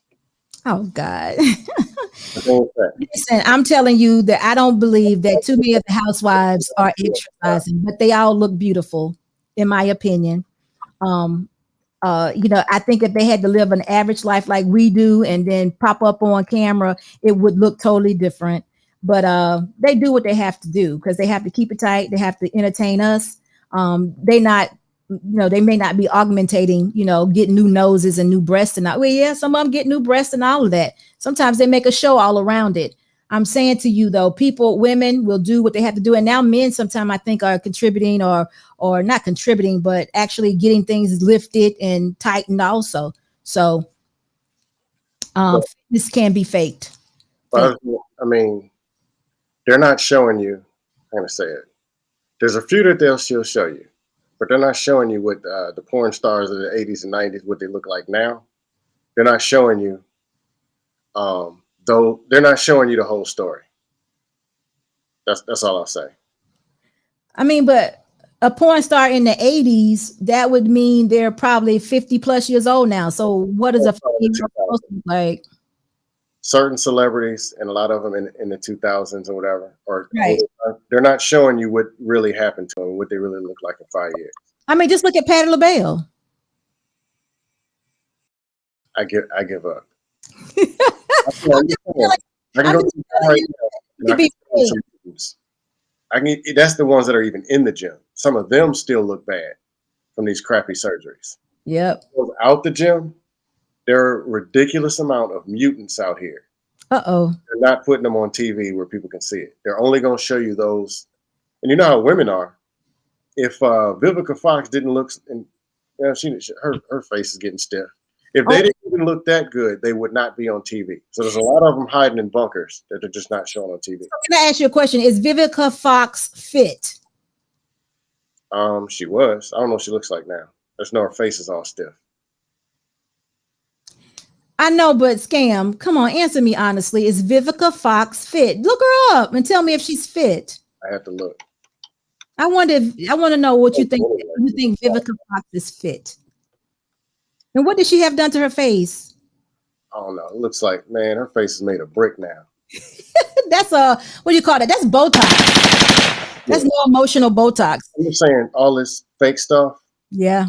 Shortcuts. They don't. I mean, 5 years from now, you're gonna have to add up to it. Just like a man running PPP scams and saying, "I'm a protector, I'm a provider." That's the way. It's gonna run out, right? He's considering to be a protector because he, is connected in the streets. Right. Not gonna last that long. But before you go, Dusto, I think that's a character thing. But anyway. Okay, you got it. Listen, Dusto. So what you're saying is your father nor your mother, you learned nothing negative from them that you would take into a relationship. As far as relationship, okay. My father protected, my father provided, my father was there. Actually, for his birthday this year, I got him a plaque for perfect attendance. That's nice. He never missed anything. If I needed something, he'd be here in 24 to 48 hours. Both of them would, no problem. That's not even a question.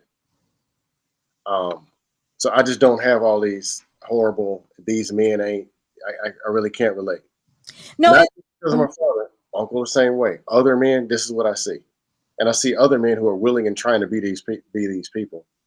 And it's almost like they're outcasts because the new environment doesn't welcome these people. Relationship-wise, my parents couldn't teach me but so much. They got married at 19 and 17. I'm the youngest. So my dad was 24, 23 maybe when I was born. Mom was 21. The world was different. The world started changing as they were already married and raising kids, as well as working and doing whatever. So they weren't prepared to teach us what 1999 and 2005 were. They were in a whole different stage. So we had to somewhat figure that out on our own. My sister was able to get married at 22. Her husband was 21. She stayed married. Cool.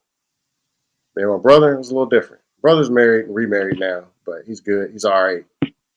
But what this world was and dating and dealing with people, all this stuff, their world was different. They couldn't teach us everything about this one. But I don't criticize the elders. Of course, a lot of people blaming the elders for what they didn't do. I'm going to first celebrate what they did do. Because there was other struggles in 75 and 83 than there are in 2003, 2009, 2022. It's all different. So up to us to be able to adapt to the newer world.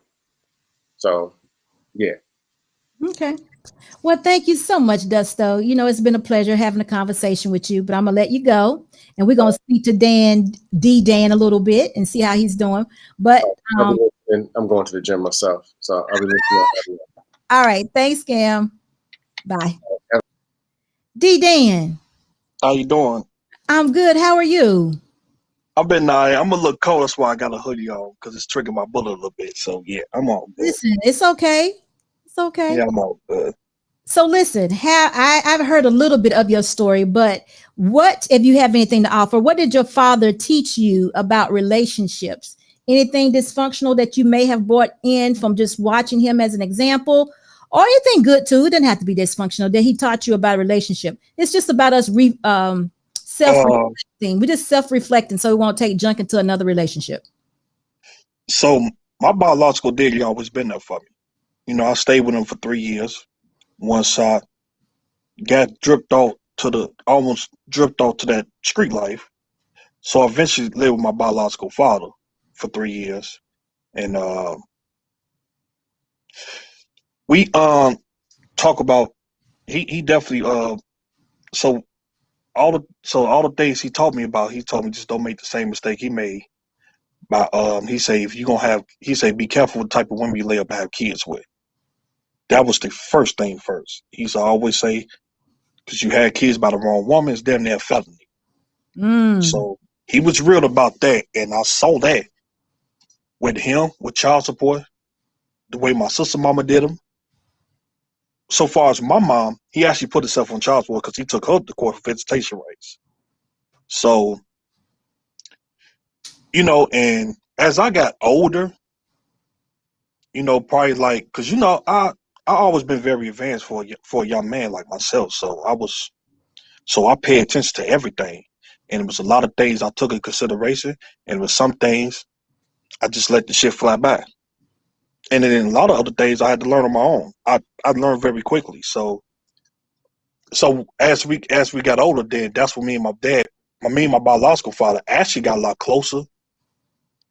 He started opening up that him wishing he had a father and stuff like that. Because, you know, he was the youngest out of, my grandmama had 6 and my granddaddy had about 37 kids. So yeah. So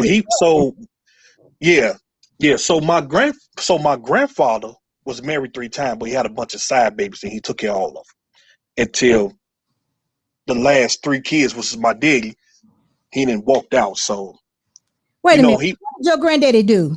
What kind of employment, or was he a businessman? What kind of job did he have? He was a promoter. My daddy just got elected to the Hall of Fame in 2018 for the Blues. He put people like Muddy Waters on and stuff like that. He put the whole Chicago on back in the 1940s, 1950s. So you can Google him.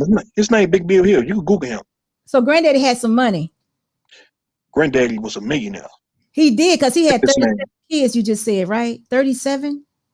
Damn near 37, because, and that was another thing. My dad always wanted to meet his brothers and sisters because, so both of my grandparents was very old when they had him. So my grandmama was 43, and granddaddy was 57. And they were so all his brothers and sisters was 20 in their 20s and 30s. So and I got old school grandparents. So my grandma was born in 1928. My granddaddy was born in 1914. So yeah, my granddaddy was born in 1901. So now, year behind the year. So now it's like, so he didn't grow up with a father because, of course, my granddaddy passed away when he was 10 years old. And, you know, my grandmama, and I used to ask him questions like, hey, did grandma ever talk down about granddaddy to y'all or anything like that? She was like, no. I mean, my dad was like, no. And what I realized was, and my dad was like, well, you know, my grandma was still in love with my father, even though he left.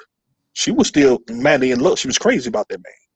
So that's probably why. Now, versus me coming up, of course, my mom used to talk shit about him. You know what I'm saying? She getting her feelings. You know, but until one day, I told her as a kid, I say, why did you sleep with him? And she didn't like that. You know, because, you know, I kind of got a smart ass mouth. So, you know, I always speak what's on my mind. You know what? Sex to your mama or your parents is like weird. So I'm like, what you like? I say, well, you had them. I mean, you had me with them. So what? Because you got to be careful though. Because, you know, that's why I respect this new generation so much, because they speak their mind. You just can't just tell them. You just can't tell kids anything nowadays. Because what happens is they resist you. They rebel against you. And it ain't gonna be nobody's fault but yours. So Is that good though? well, that's part of the game. Well, let me say this, and I'm gonna let you continue. I don't know what you're not giving an example or something, but you have to understand sometimes the people that you're talking to, they live their life and they are living yours too. So sometimes they may really know what they're talking about. Yeah, I'm not saying they don't know what they're talking about. What I'm saying is you have to take more accountability decisions you make, because when you bring kids in this world, and you talking to a person that ain't got no kids. This is why I'm 30 years old with no kids, and I can still have kids. Right. Because I understand the type of people you lay up with. Mm-hmm. It could make you or break you. You know what I'm saying? Like when you bring kids in this. How did you learn that? Who did you learn that from? I learned that by paying attention to my mom, my daddy, my stepfather, my friends' parents, other women who I done dealt with that got kids. I pay attention. I observe to pay attention to everything, and I see how everything unfolds. Absolutely, got it. Not that I heard from YouTube or none of that garbage, but this is because I used to be in the streets, so I saw it all very early on, and that made me learn. Like, you know what? If she's not wifey material, if she's not motherly material to the point that she want that and she's ready for that, then don't even do it. Because I see the consequence, and I've been in prison too. So I done talked to a lot of these guys who threw their life away. So hold that thought right there. Sway, how you doing, sir? Sway in the afternoon. Sway, how you doing? How are you? I'm actually getting over a cold too, by the way. So if I don't sound super energetic, I apologize. No, you're fine. I've been missing you though. Haven't seen. I actually asked myself the other day. I ain't seen Sway in a couple of weeks. I've been working. I've been working overtime and all that jazz. So just grinding. Shit. Even today, I went to work, called it my flu game, but got through it. It'll be all right. All right, then. Take care of yourself. I took a lot of medicine. That's good. All right. So, D-Dan, did you have something else you wanted to add, or do you want me to go to Sway right now and stay right there? So when my father basically taught me about relationships, yes, he basically said, hey, before you lay up and have kids, you need to think about your decisions before you up and do it. Do not get with a woman based on feelings, emotion. You get with her based on what value she bring into your life. Don't go out based. Don't always go off the pretty looks. And so it's some viable. So those are the main viable things. And he wanted to be a granddaddy before he passed away, because he passed away 2 years ago. And I explained to him why I didn't have no kids, and I told him it's very risky, and and the options out here is.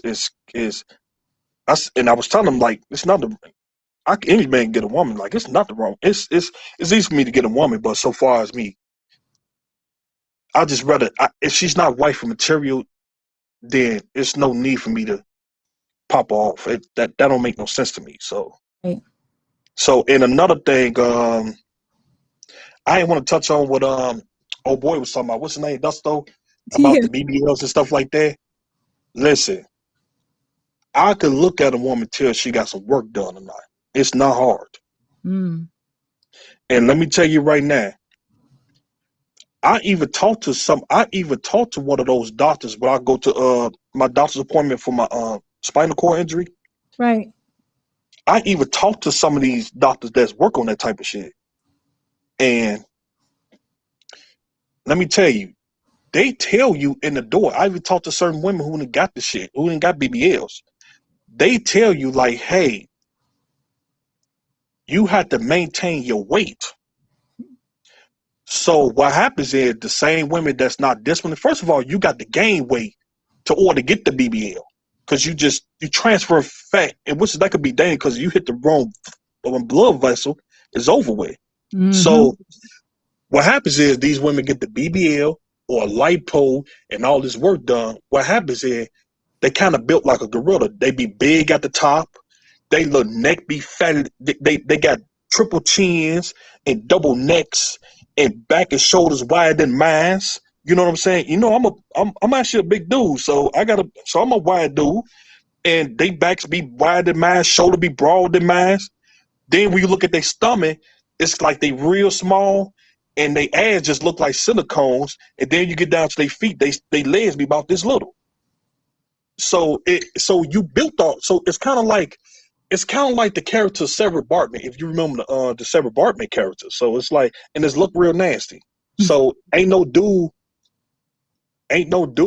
is gonna value that, because we value realness. Give us the realness, we'll give you the real tangibles. It's just that simple. I think about 20% of women who get BBLs actually get them done properly, where they don't look disproportional to their original body. And then probably about 15% of that 20%, or actually no, that's just a different conversation. I would say about 15% out of all of them who get BBLs probably take care of them. You know what I mean? Because they tell you, like, I didn't talk to some of these women. Some of these women say they doctor tell them and put in black and white, hey, don't sit on your ass for long. Go to the gym. They have a specific chair they have to sit on. They have like a little cushion that actually they have to sit on. And they don't do it. So now they do that every time. When you look at their behinds now, you know, I be listen, like, I still shoot my shot at women in real life. So even though I'm in this chair, I be looking at that butt and look like, ugh. It looked like a honey bun, like a white ass honey bun. You know, it's like we're not gonna talk about that too much. But listen, the point that Dusto was trying to make, or the point I was making to Dusto, is, can you fake fitness? And I think no. So you think a good BBL, a good liposuction is faking fitness? They be doing laser shit with, like, sorry to cut, damn. No, they be doing like laser sculpting exactly nowadays, and all types of different massages and laser stuff on their butts to get the damn the stretch marks out and everything. That's all real stuff that they do. You won't know that they've done it. No, you know. Yo, you know, you listen. Let me tell you something. Security boss. Something with a laser. How do you know that? Because it looks the same. I'm sorry. It not only looks the same, it's like, certain marks they have on their body too. Until they got their body up. You can tell that they're skinny by enhancement, not by fitness. Because you could tell a natural abs in just a flat stomach, or like if it's flat by genetics, like, or maybe they just use a waist trainer or something. But you can always, it looks like hard. It looks like what's the thing off of the Fantastic Four without, it's like hard but like straight. It's not. And then they be trying to twerk definition to it. It has like maybe a little bit definition to it, to their stomach, but it's like just straight. And their belly button. And they be trying to twerk, and they be so tired. Hey, listen. They be on. I've never heard of this before. Freezing cellulite. Yeah. They'll have a flat stomach with a big old butt, with a big old thighs, and then big titties. But when you look at the booty though, or you grab it, they're not super chunky, but like you can always tell that that's not you. You don't. And their arms look like Jello. All that fat on your legs, and then your titty. There's no possible way. Hey, listen, hey, security boss. Let me tell you something. The chicks that get that BBL, I guarantee you. You think I'm lying? They arms be bigger than yours. I swear to God. No, listen, listen, let me just say this first, though. I don't advocate for BBLs or any of that. I do think that they should try to do it naturally. I do know for a fact that doctors tell them they have to drink plenty of water, get massages, and do all that to eat the right food, maintain your weight, and they don't do that. I'm telling you, there are some that do, and we don't know. You will not know that they've had this stuff done if they do it right. We see people every day and you don't know it. Even breast augmentations, even what's that other thing? The liposuction. You don't know. You want me to tell you how you could tell, how a man could tell? Because you don't sleep with women. Well, you don't sleep with women, so we do.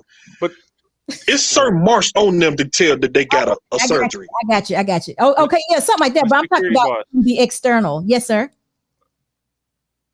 I'm trying to put this into a question. Okay. But I'm correlating. The thing is, with the whole sexual marketplace and this whole, the way OnlyFans and, the way women and porn isn't really used as, as much. I don't know. It's like, this whole new sexual market of money to advertise towards men. If you look into the porn industry, they were already getting these things done to them. Yep. Yeah. Fake boobs was a natural thing. Probably had a fake butt because they, they were trying to get the most money and the most sex appeal and the most desire so they could be number one and get the clicks. OnlyFans is the thing. How many girls are trying to be OnlyFans? How many girls are trying to be in a strip club? How many girls are trying to do something on Instagram to monetize something on YouTube? And it's like, so they're trying to go for the mass sex appeal. It's not crazy that all these women are getting these, enhancements, even outside of just trying to find a man. You know what I mean? That's why they might say, I ain't doing it for you, because they chasing a bag too. Well, it used to be this solely for rich folks. Brazilian butt lifts is what it is. Now it's cheaper.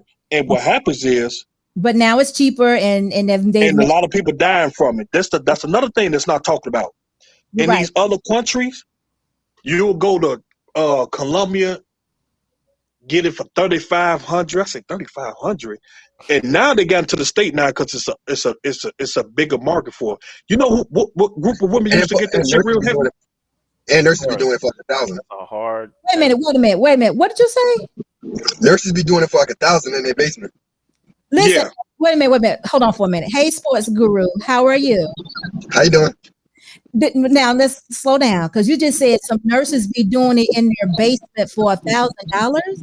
Yep, they'll stick the injections from their job, and they'll start doing it on their own. It was a transgender dude who damn near died from it. Like a lot of this stuff be on the news. Like you be like, what?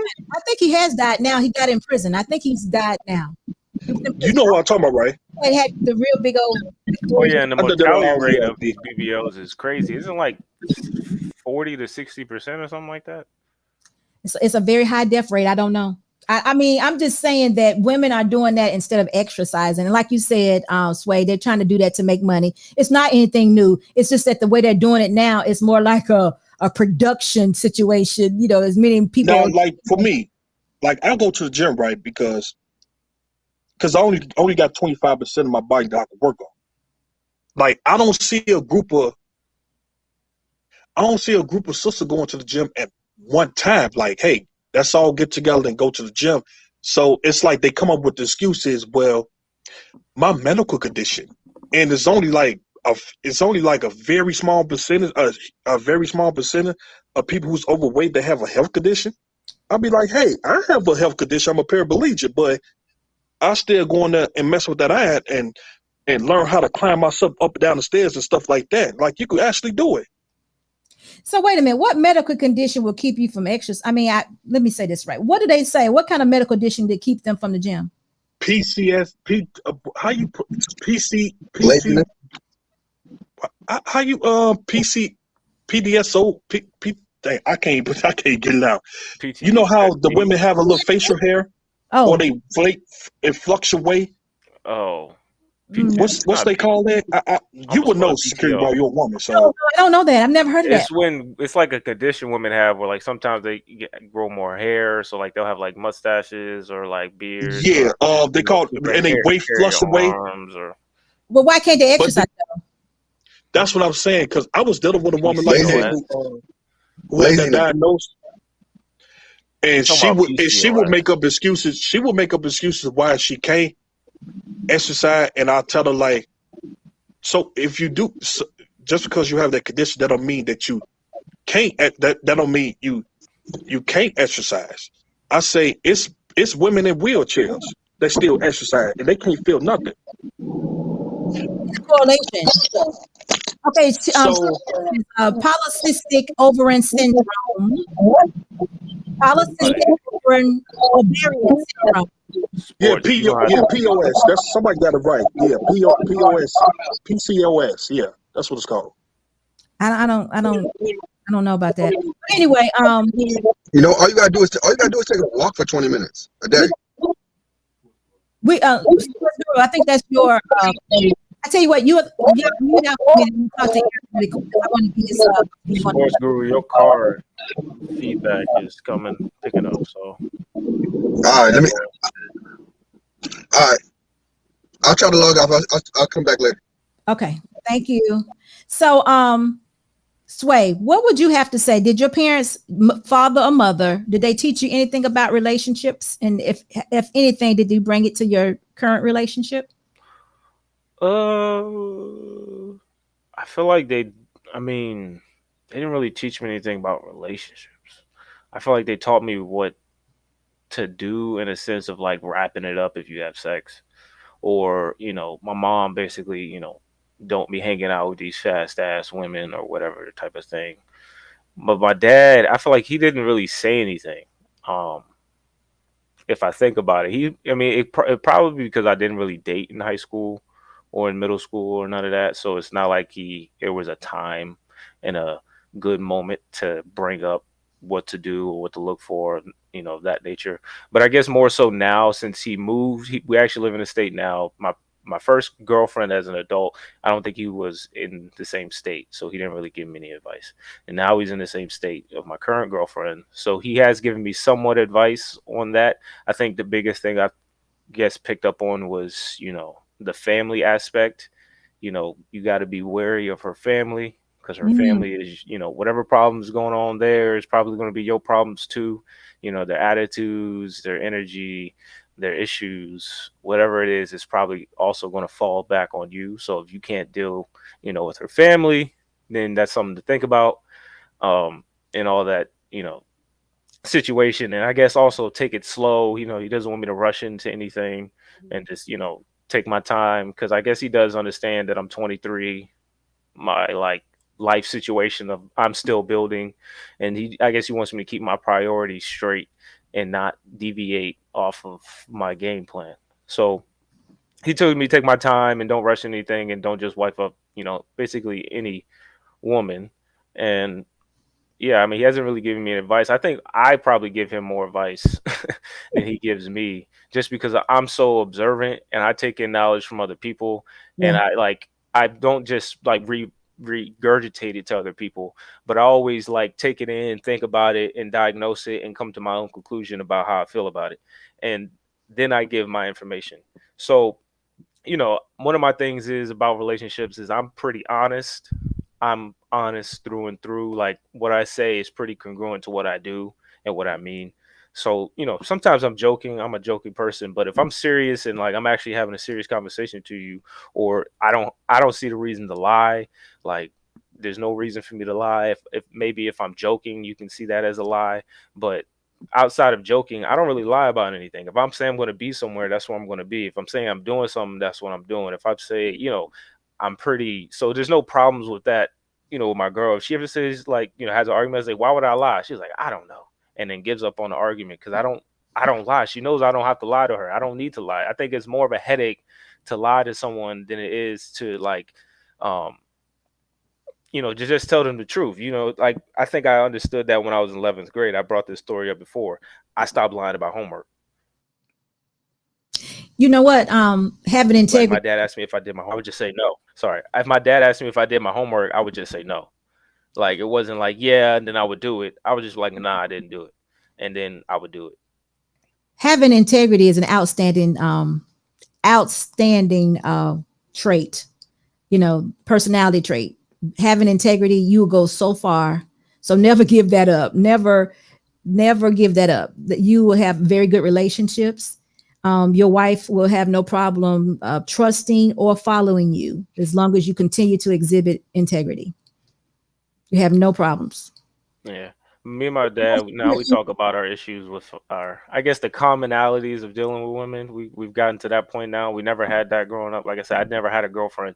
So I guess since we both kind of have he's married and has 2 children now. They're both, one's 2 and one's a couple months old. So it's like, we're both like, he's his first marriage, and he's lived with women, but it's still like, we actually have something to talk about there, trying to like, joke about what our girls do.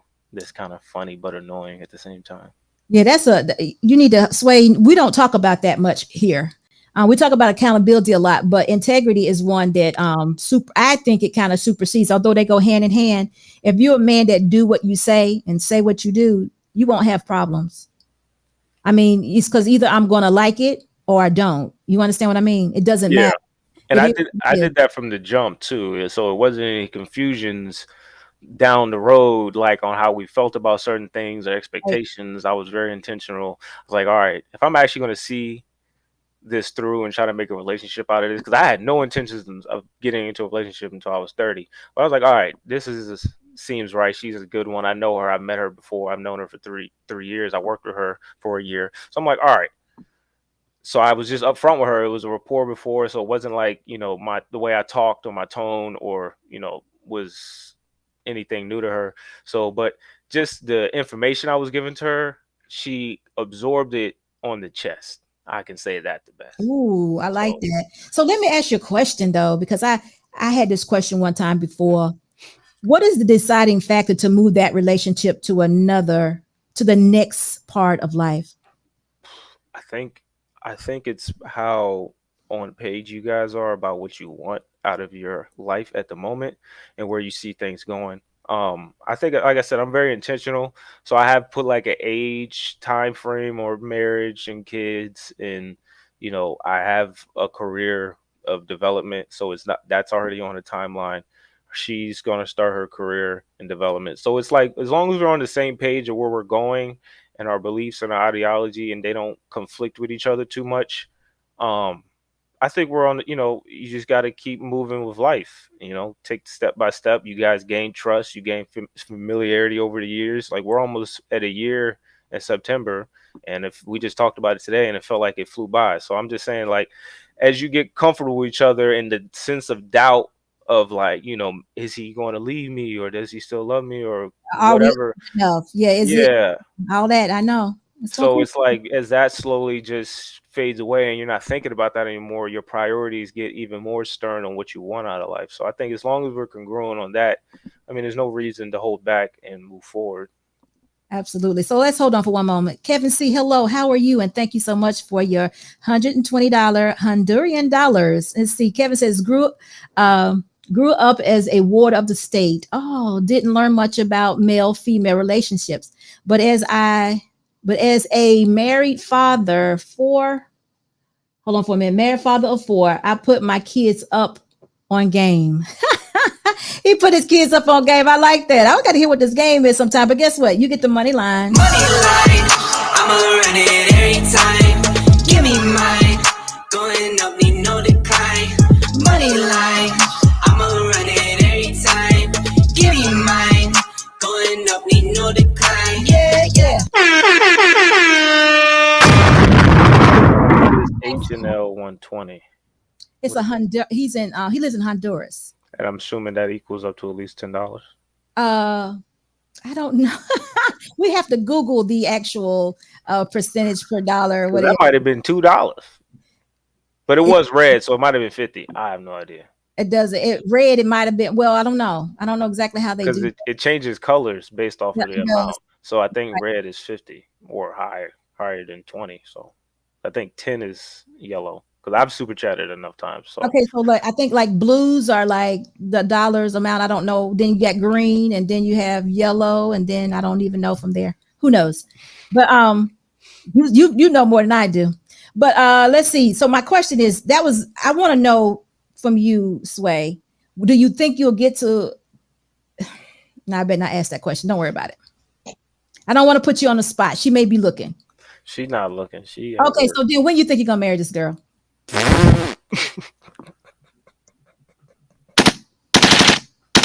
You told me to do it. I wasn't gonna do it. I saw that was coming. I knew that question was coming. Because guess what? In about 2 years, y'all gonna be done everything you needed to do, but you're only gonna be 25 years old. And how old is she? She's 22. She's 22. She's 22. Mm-hmm. I'm 23. Okay, so she's 1 year younger. So you're going to be 25 and she's going to be 24. I'm just wondering when you get there, because it's not going to take you long to be there, because you've already said this. You said, I'm on the road for the career. So it's going to take you about 2 more years to get to a place where you're going to be good with that. Then she's falling in line. She's doing exactly what I asked her to do. We're growing together and all of this is happening. So in about 2 more years, you're going to find yourself at a place and you're going to be like, well, damn, I'm only 25 years old. But we've already going to be done dated, 3 years at this time. But I'm still a young man. I'm not even near 30. What am I going to do? Are you going to ask yourself this question like a lot of young men do? No. If it's real love, we can break up and come back together because I'm still too young to be married. Or are you going to go ahead and marry her? No, like I said, I've already put a timeline on certain things, so it's not like I'm scared to get married in my 20s. Okay. It's not a thing right now. Like I said, as long as I'm confident in her, and like I said, over the years, I think, you grow for maybe a year or two, especially if you're young in this whole new age slave mind. I think we just got to get more comfortable with each other and get in our own bubble and just lose the sense of doubt within each other and just grow a little bit more. I know we like to, the Kevin saying, 60 months to a year, but I feel like he's probably talking to like the older people, like maybe You know, who don't subscribe to the slave mind as strict. But these young women, it's like, I guess, like I talked to her today, I was like, yeah, the first 3 months was basically just like a boot camp of just. but you have to understand something though. Remember, the more life you live, the more subject you are to this world.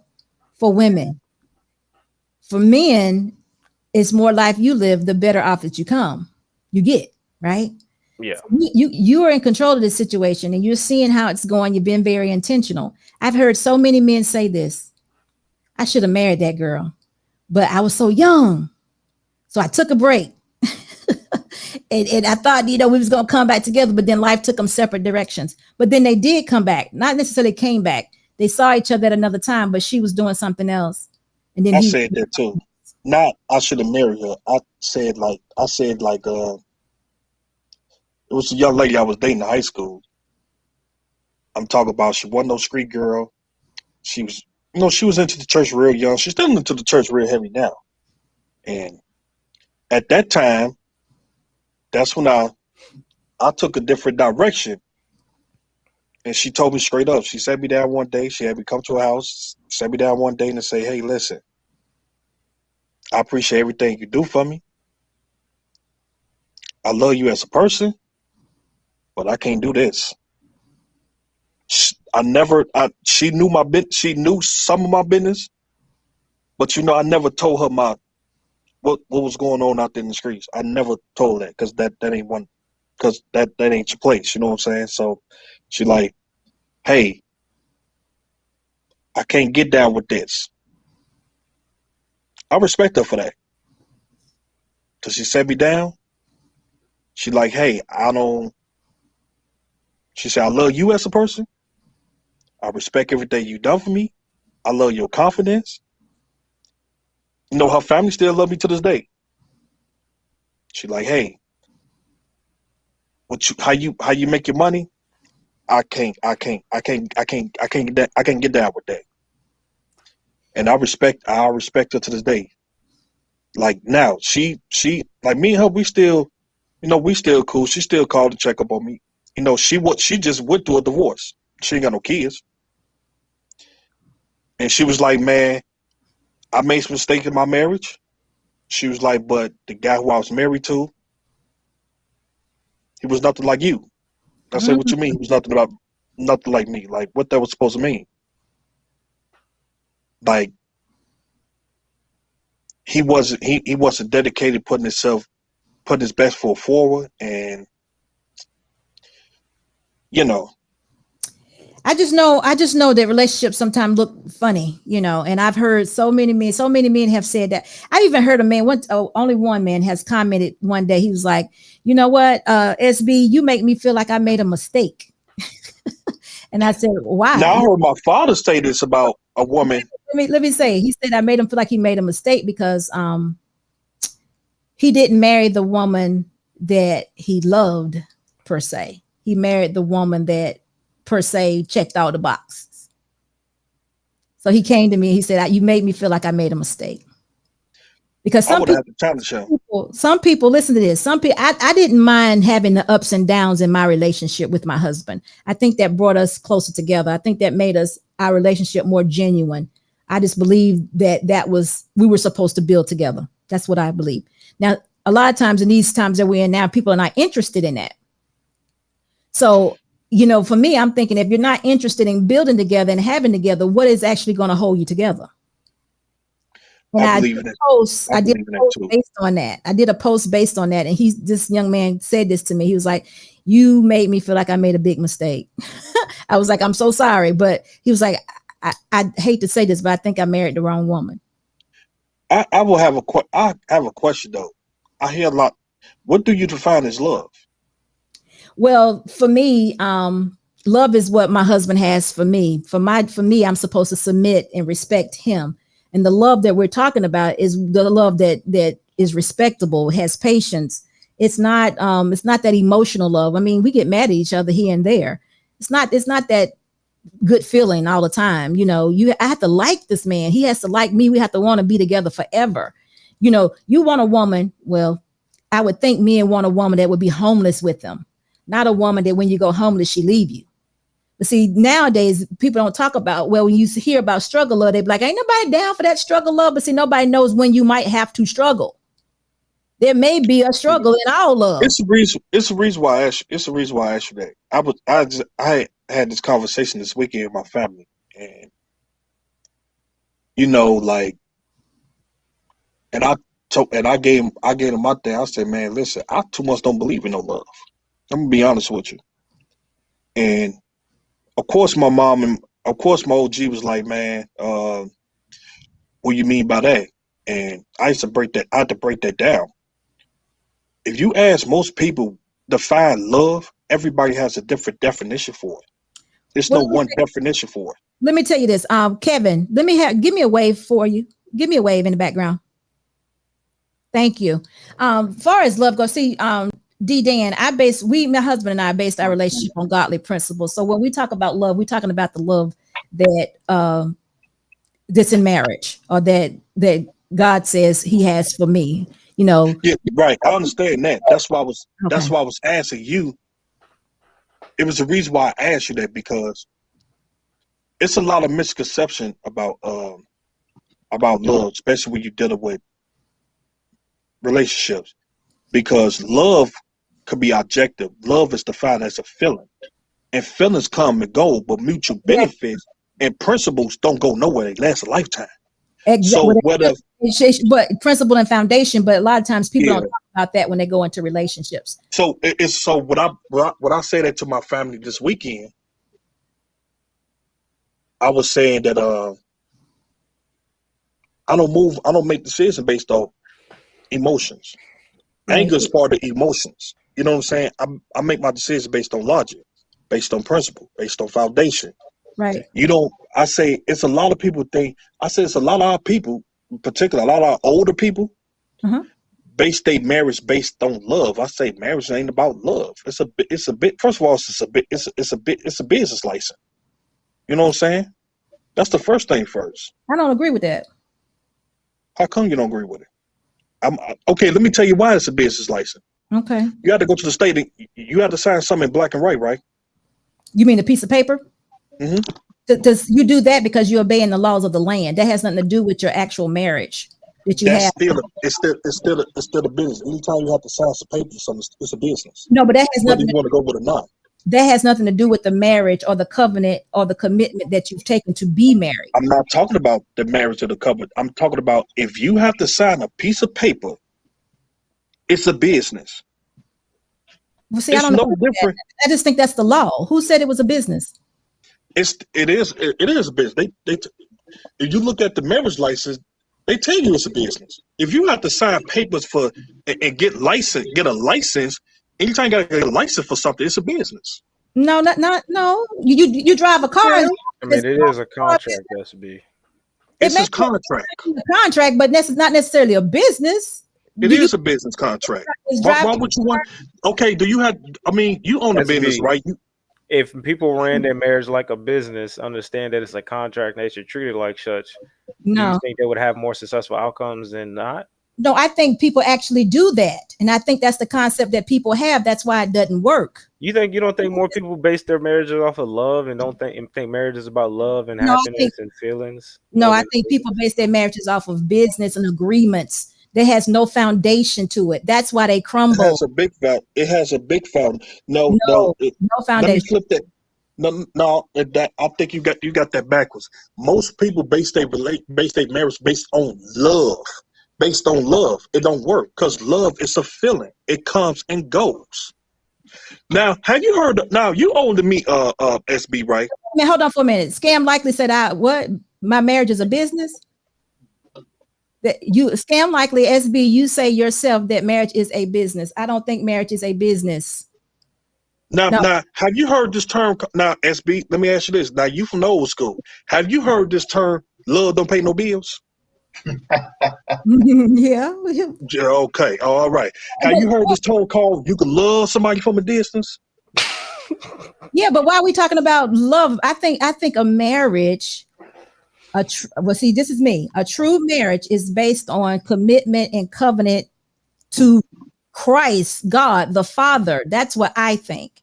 Now, there are components of your relationship that may look like a business as far as the agreements on how people, like how my husband might say, you take care of the bills, or how your husband might, or how your wife might clean the house, or things of that nature. But when I talk about business, when I'm talking about a business businesses fail all day, every day. And that's because they're only built on no foundation, but a piece of paper, and some kind of agreement that two people have, in which people lie to each other all the time. If a marriage has more than just that, then it may work. But if you're just going to go to this piece of paper and say, okay, you agree to do that, I agree to do that, that will fail, because people change, money changes, things change, people, it just changes. Yeah, that's what I said.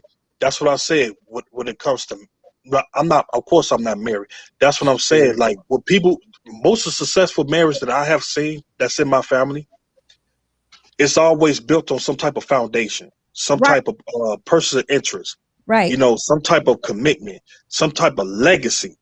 Even if you're not sexually attracted to each other no more, even you've been married, because I have an uncle now that's been married almost 40 years, and they talked about how they openly have sex in 5 years, but that commitment is still there. The legacy is still there. The things that they built together is still there. The thing is still there. He built the life for it. So that's what makes don't go away though. So when you talk about love, that should come last. That love should grow as you marry, like as time go down, as time go along, because you base your marriage based on love, it's not going to last because most people describe love as a feeling, which is comes and goes. Okay, but it may be, and those are probably the people that didn't stay married very long. I don't explain love. Yeah. I don't explain love that way. But let's get Kevin C here. Kevin, how are you? Cool.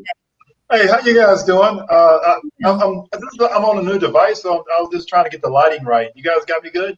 Yep, you look good. Sound good too. Okay, hey, thanks for letting me up. I wasn't gonna come up. I was gonna send my little super chat, but then y'all started saying stuff.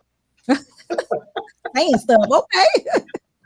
Y'all started saying stuff. I was like, okay, let me see if I can, throw a little bit of stuff in there. Okay, so the young man is talking about love, the feeling, and come and goes. I mean, maybe he's might be right about that. But I would say, as it relates to marriage, there's got to be if you're going to do it, there's got to be like a duty and a commitment to it right from the rip, to the extent that you're going to be able to push through all of that stuff. It's hard for me not to say that I don't love my wife and it's going to come and go. I don't really feel like it's going to, if anything, it's going to grow stronger. That's literally the point behind it. I don't know if we're just jaded or, I just don't see how that happens. I don't know how it happens. I don't know how you can love somebody less or get to the, unless they're just not doing, here's how I see it. They're just not doing the right things that got you into the marriage in the first place. So I can see how you could love them less. But if you're actually doing the stuff you're supposed to do, consistent with the marriage, like you said you promised as you made those vows and all the other stuff, then the love is actually going to only grow. So that's really, that's the only way I can see how your love might drop. Meaning that, if you say it comes and goes, no, you actually love your partner more. I don't really see myself moving away from my wife and actually loving her less. And it's only because we both have a duty and commitment to each other. So I don't see how that works. All right, so that's a whole other subject. In these YouTube streets, they talk about marriage and divorce in the same sentence. And sometimes when they talk about marriage, they're marrying a person and then they talk about divorcing that person. And when they're divorcing that person, it sounds like somebody they never ever cared about. It sounds like somebody even knew. And I'm thinking, how do you talk like that about somebody that you shared your life with, that you became one with? How does that even work? It doesn't make sense. Okay, so I understand the modern era that young men are dealing with. Yep. So look, here's what I would suggest these young guys do. Figure out that whole prenuptial agreement thing. Get that worked out 6 to 9 months before, the wedding date and all the other stuff. Just get it out of the way. That needs to be part of your regular conversation. And then you can actually go into the real relationship. Like, get that paperwork done just the way you can feel good about it. Because it's almost like, I think people in the back of their mind are already thinking that the thing's going to fail. So I'm falling in and out of love. And it doesn't really work that way. Right. I cannot imagine me falling out of love with my wife as long as she's doing the stuff that she says she's going to do the day that she married me, and that she's doing all the things that she was doing before we even got to the point where we wanted to get married in the first place. She's not going to change. I'm not going to change. We got these core values, and that's what keeps that marriage together, bro. I don't really, the in and out of love stuff doesn't really work. Can I ask you a question? Uh-huh. Can I ask you a question? Go ahead. How long you been married? May I ask you? So I'm on my second one. All right, so I'll go ahead and say that, disclaimer, right? But we've been together about 14 years or so, but we've been married for the last 6. And the only reason it took me that long to get married was that she's from another country, so we wanted to kind of make sure we were going back and forth with them and stuff like that. I know you've been around. Of course you're older than me. I know you've been around other married couple who've been married 20, 30, 40 years.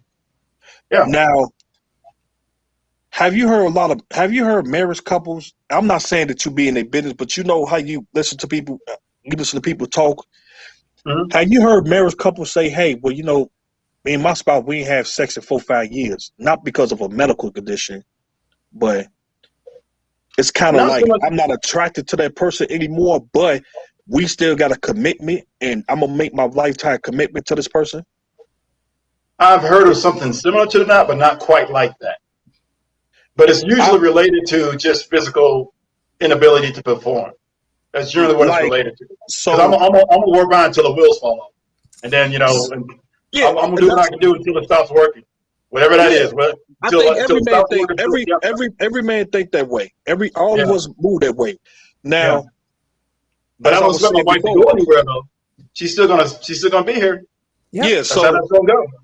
So most of being in my family, on my father's side of the family, they all married. They all been married 20, 30, 40 years, something like that. Yeah. So like, I would hear one of my uncles say, well, I ain't fucked my wife for 5 years. And he said it like that. I thought that was kind of off. You know what I'm saying? Like, hey, do y'all got some medical condition? I ain't have those. Huh? Ask him if he loves her and if he's actually fulfilling the duty and commitment that he made.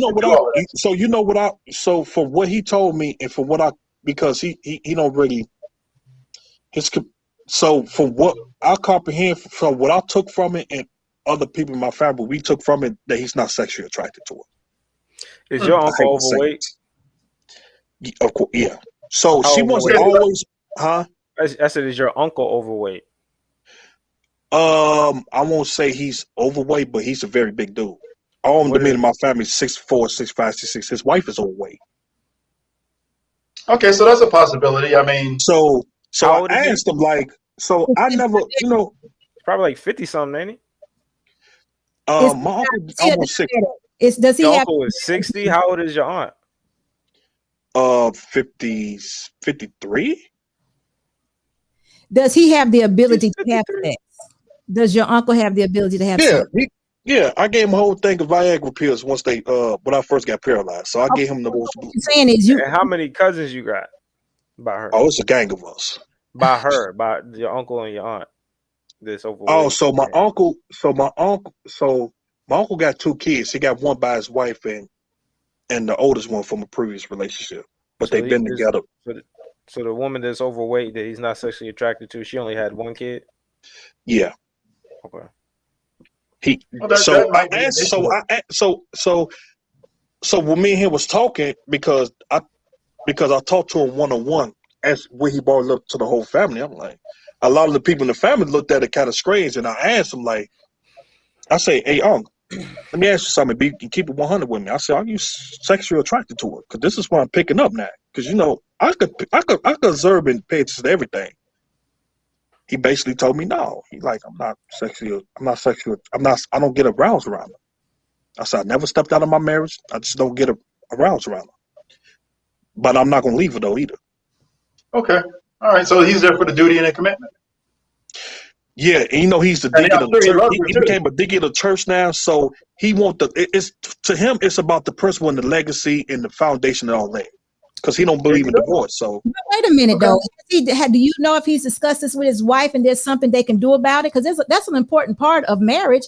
It seems like to me, if he just, of course he's discussing with his wife, because one thing I know with my uncle, what goes in their house stays in their house. Now, whatever the family hear about, you have to be in their house to hear about it. That's not true, because you're telling us right now that he told you he hadn't had sex with his wife and he's not attracted to her. So that means something. He told the family in this household. You feel what I'm saying? So it's like, what you mean? Kind of looked at him like, know this. What do you mean within the 4 walls? You mean within the 4 walls? He said this.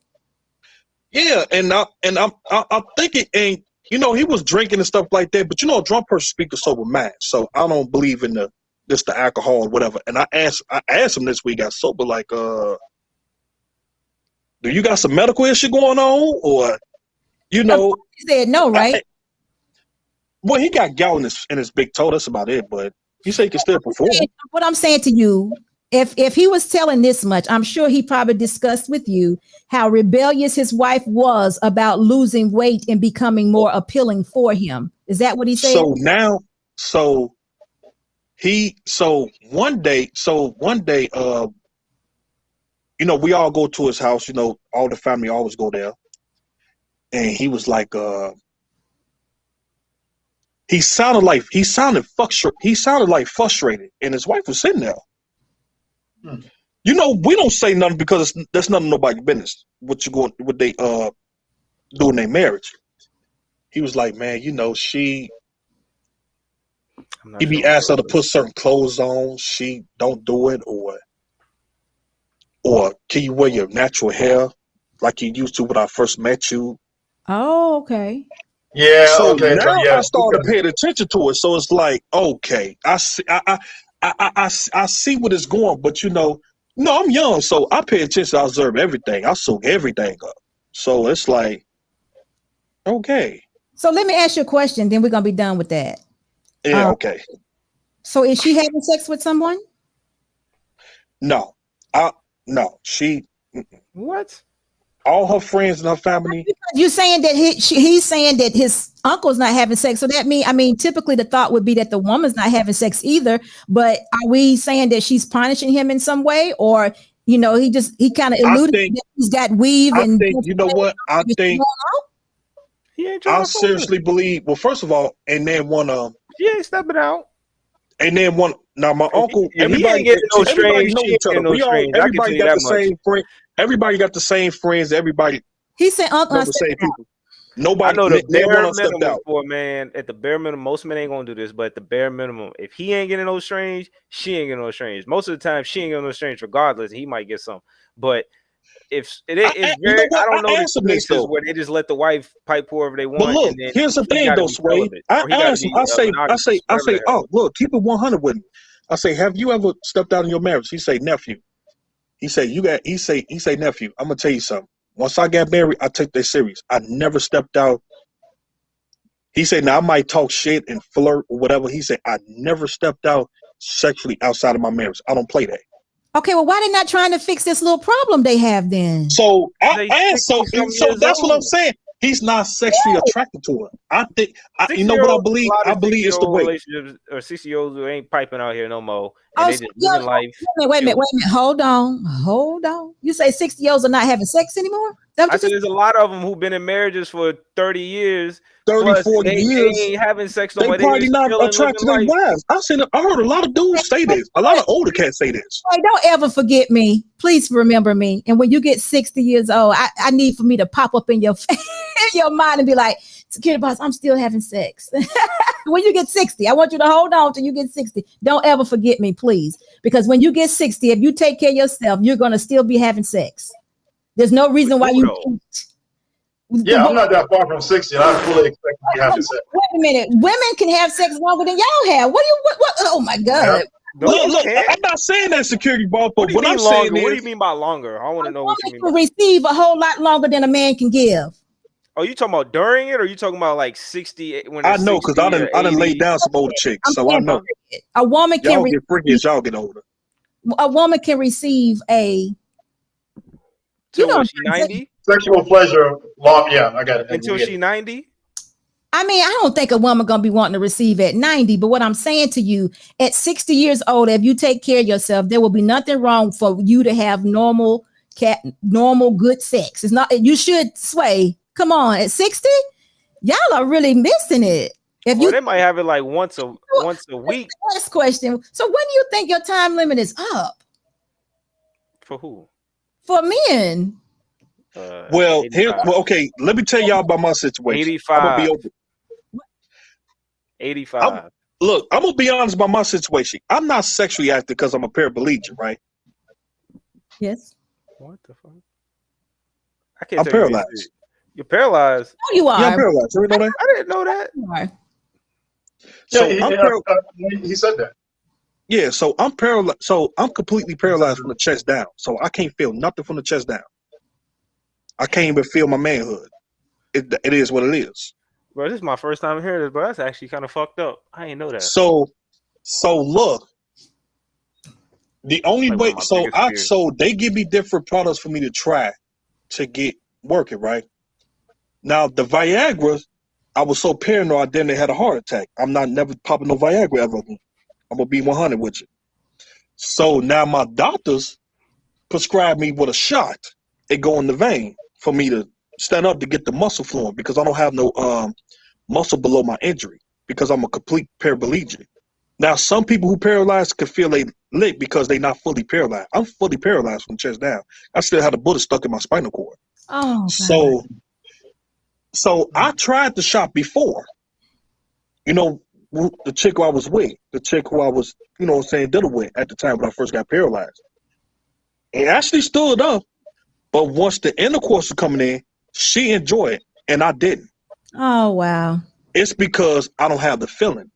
So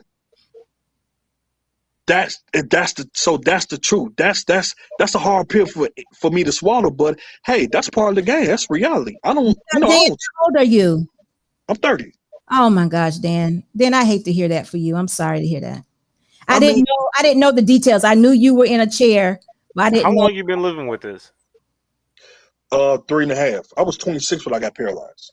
Damn. All right. So listen, we're gonna lighten up. Dan, I'm sorry to hear that. I didn't know Look, security boss, listen, y'all good. I could talk about it openly because I'm not bothered by it. I know how to live with it. I know how to accept reality for what it is. I don't cry about another day. I just told you, like, since I've been a paraplegic, I'm very independent. I can climb myself in and out the car, climb myself up and down the stair, pull my chair as I'm doing it. So it's a whole lot of things. So that's something I have to. You know how many women who are approached and they ask me, "Hey, do your lick still working?" Some of them be like, "I can't do nothing with that," or some of them say, "Hey, I still do something with it because your mouth still work." Oh my God! So, Stop! I'm sorry. Stop. So, but Kevin, it's the truth. Wait a minute. We're gonna talk to Kevin for a minute. Kevin, what do you? ain't as strong as this, man. Yeah, so the only reason I really came up was to give you guys some perspective on the age range to get married, because I'm seeing 30, 35, and some are saying, if you're gonna get married in your 20s and you really feeling it, go ahead and do your thing, man. Just like I said, I hear a lot of guys talk about it. Just get the paperwork done if that's an issue. I know in the modern era of dating, there's always in the back of the man, is this marriage going to work? We just get the paperwork done 6 or 9 months before the marriage, get yourself an attorney to get all the paperwork squared away. Now, here's what I recommend. I got a son, so I recommend to my son, I'm telling you the same thing I tell my son, 28 to 32. And the reason is this, is that, right now he's in technical school, so he's going to graduate, start his career. He was in the military for a little bit, got out, went into tech school. He's going to graduate, get started on his career, get settled into that, and then start looking for a wife. That's about 27, 28. And the reason is that a few years after he actually gets settled into that marriage, he needs to start producing kids. And the reason is that you want to go too old as far as making these kids. We got, people making kids at 40, 45, 50. And I'm in my 50s right now. You know what I don't feel like doing? Chasing little kids around. If they're grandkids, I'm good with it. I'm Right. telling I don't know y'all, the y'all science can, behind you that. know, and the people in the chat and the people that are out here hearing about it, I'm gonna tell you right now, you're not gonna be interested in chasing around little kids unless they're your now. Grandkids are good. I'm fine with that because I can say I'm gonna give them back to their parents. Yeah. All right, and then they can come stay with me for the summer when they get older. They can walk up me and start calling me Pop Pop. I already got the nickname and everything. I'm Pop Pop, right? So my whole thing is that you got to kind of plan your life out and think about how you're going to do this, so that way it makes sense to you, consistent with your age ranges. All right, because then you got somebody having a kid at 40, and then he says, okay, now you got to hurry. Now you putting pressure on your kid to hurry up and get married, so that way you can see the grandkids before your lifetime expires. So you want to have kind of like a nice little age range to get things done. So by the time you're 35 or 36, you're already done with all the kids you're going to have, whether it's 2 or 3 or 5 or 6 or whatever. So somewhere between 28 to 32, young men should be looking for a wife. All right, if you don't already have one. If you don't already have somebody on the list, if you're not already looking at that, you got to start looking at it that way, just so you can plan out your life, so that way you're not so old by the time, so you don't, I'm telling you, you don't want to be 65 years old chasing after a 20-year-old or an 18-year-old. That doesn't make sense. No, that's And nice. we have people that are doing that. Now, when y'all see celebrities do it, they kind of lie to y'all a little bit because they get all of this help. But the rest of us, we ain't getting all of that help. And the other part of it too is that you remember, young men, you got to take into account the woman that you're looking at, because you have to consider her biology versus your biology. Ours is a bit more viable than a woman's. So, you got to look at the age range of the woman that you're marrying. So you might want to go a little bit younger too. So there's just things you got to consider and think about. All right. This is not a knock against women, but I'm telling you, men have to think about your biology and our biology and what time we have to work with and producing, healthy kids without having to do all the extra stuff as far as IVF and doctor visits and everything else. So that is it's a biological requirement and consideration. So I know women don't like that, but that's something that you guys have to think about, and men need to be thinking about that, and women need to hear this so that way they can plan accordingly too. That's So all I'm saying. I disagree. But hold on. go ahead. My last question for Kevin is this. What do you think about a 60-year-old man still being sexually active? Oh, well, that makes sense with his wife. Yeah, I plan to be. I'm getting close to 60 myself, and so I understand that. So I understand that people put on weight and there's a little less attraction and stuff like that. But as long as you're putting on weight as a couple, as couples get older, they kind of gain weight together. And my wife and I mean, she looks. Doggone, she looks good to me. I mean, doggone. I tell her all the time she looks good. Sometimes I have trouble staying away from her. Shoot. And then I know she's got to go out and do stuff and hang out and hello with her friends and stuff like that. But I mean, I will say that as you get older, it's less about the sexual activity and more about you guys actually interacting as a couple. My wife and I have a saying: it's the little things. Sex is just one part of your overall relationship. But I mean, there's so many things that you do throughout the day that literally makes the relationship and makes the marriage. And when you couple that with the duty, the commitment, and your love for each other, it just gets bigger and bigger and bigger. I know I'm sounding kind of mushy and stuff like that. I'm not that guy. I'm just telling you how I feel about it and how it works and how it's supposed to work and how it's supposed to play out, versus all the negative stuff that we hear about it, as if somehow we can't have that as people. I mean, it's a beautiful thing when it works out the way it's supposed to, if you're married to the right person.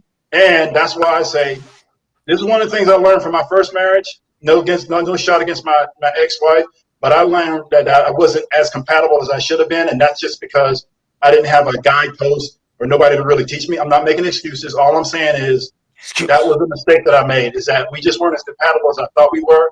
But I'm telling you, with my wife right now, it's the most compatible thing I've ever compatible relationship I've ever had in my life, and I don't see it going anywhere other than improving. So Kevin, don't worry about how you sound, because people in successful marriages sound just like that. I talk the same way. Yeah. I mean, I know I sound mushy. I'm just trying to be honest with you guys, because I want people to understand when it works out the way it's supposed to, it literally is a beautiful thing. It's a beautiful, wonderful thing, and it's not something that you got to be scared of, especially for you young men out there. All right. Hey, security boss. Oh, sir. go ahead. Go ahead. Yes, sir. You know what I find funny? Yes. No.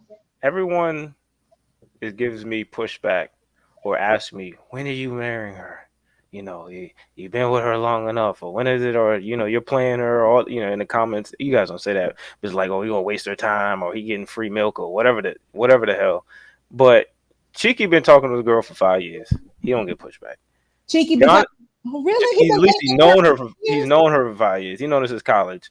Okay. JB has been talking to Cam longer than I've been talking to my girl, and Jedi has a girl, I think, either equally or longer, and don't none of them be getting no talk about you wasting them girls' time and all this shit. But since I'm 23, why am I getting the pushback? Huh?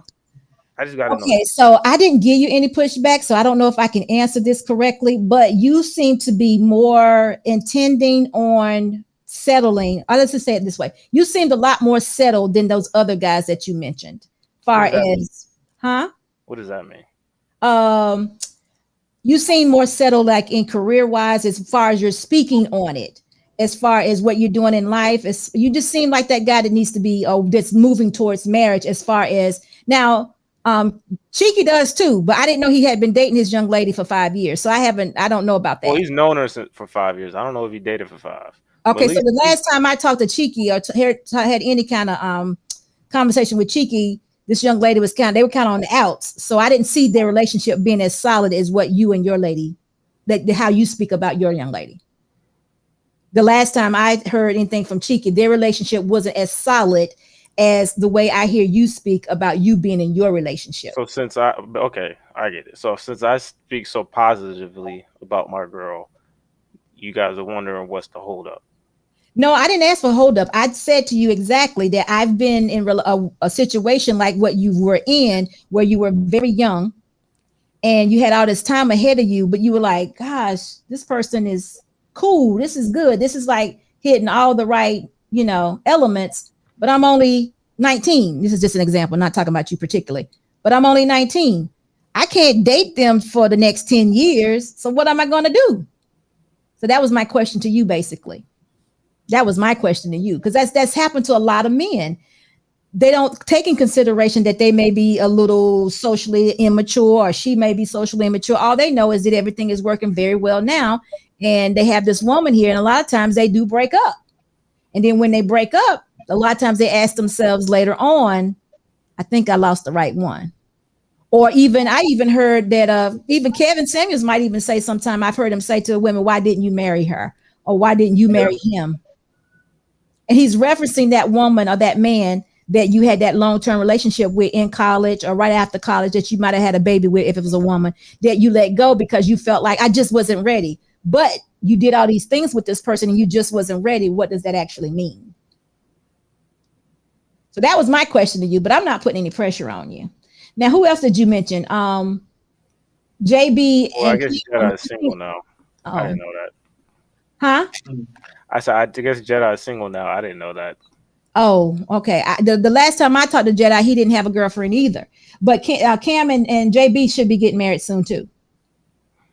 I just want to keep. I don't see what the hang up is with people getting married in their 20s. But, there's really nothing wrong with that, especially, again, Kevin, just evaluate the person. Kevin, you have to understand that the slave mind is strong in the West. The ideology is backwards when it comes to marriage. And so trying to program them out of that mindset, or at least finding one that's not already wrapped up in it because maybe they had a culture that didn't subscribe to that, is hard to find, especially in the Black community. So men are very skeptical seeing as the marriage and the, parents, the court system, how all that's going down. They're like, fuck all that.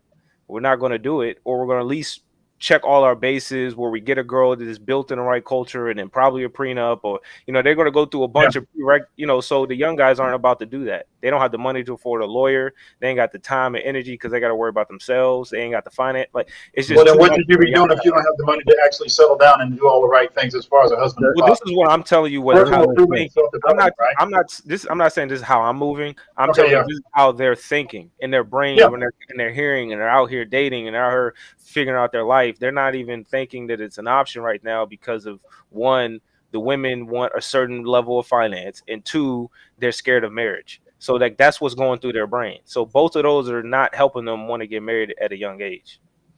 Hey, see, Kevin's coming from a place, I think, that far a little bit like myself, where it was okay to build with your spouse. It was okay to build with your spouse. But you're saying now that women are not interested in building with their spouses. Well, Like, it's better to marry young anyway, in my There's opinion. nothing wrong with that either. Then you go out and you find a man that meets all those requirements that you're looking for, and you do your checklist and make sure you're compatible with him. Like I don't have any issue with how women do things. It's just, you know, we black people, let's not be so scared of, you know, being together and being in love and being married and making families and building communities. Because that's how we're doing it. Hey, I'm gonna because scam is coming up, so I didn't want to take up too much time. I just really wanted to. No, you're good. Did you have a question for me, Matt? You have a question for me? I had a question. Well, I had a question for you. And you were saying how to say it? Conversation I had with men and I had with women. There's people that I know. Is it better to get married young or is it better to wait? Just my opinion is there's a false narrative that if a man is 22, 24, 26, he has to wait until he got this super career, this bag, and 3 houses and all this stuff to marry. Get married because then you got this leverage. And I'm like, no. And KS even said it. And it was one of the things I disagree about. More people who got married in their 20s, their marriages are lasting longer. The more you wait, the more downhill the environment is to be married in. Yeah, it's harder to do, yeah. Right. So if you wait 5 years and then come back out, expect 5 years worth of more trauma, drama, and wait too. But it is my recommendation that all of us should be things are going to be worse because it's transitioning from what it was in the 40s, 50s, and 60s into unmarriable people. So when the person waits, even as fast, like me personally, the faster that I climb myself up, it's hard to compete with how fast people are going downhill when it comes to marriage. It comes to finding somebody that's marriable. And another false narrative is like the guy, if he's 22, he can't provide for the woman. Like, well, okay, well, she's 21. Is she starving to death? How's she eating now? If he's 26 and she's 24, she's eating somewhere.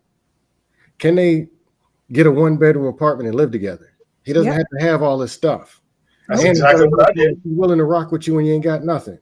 Yep. Now she's invested.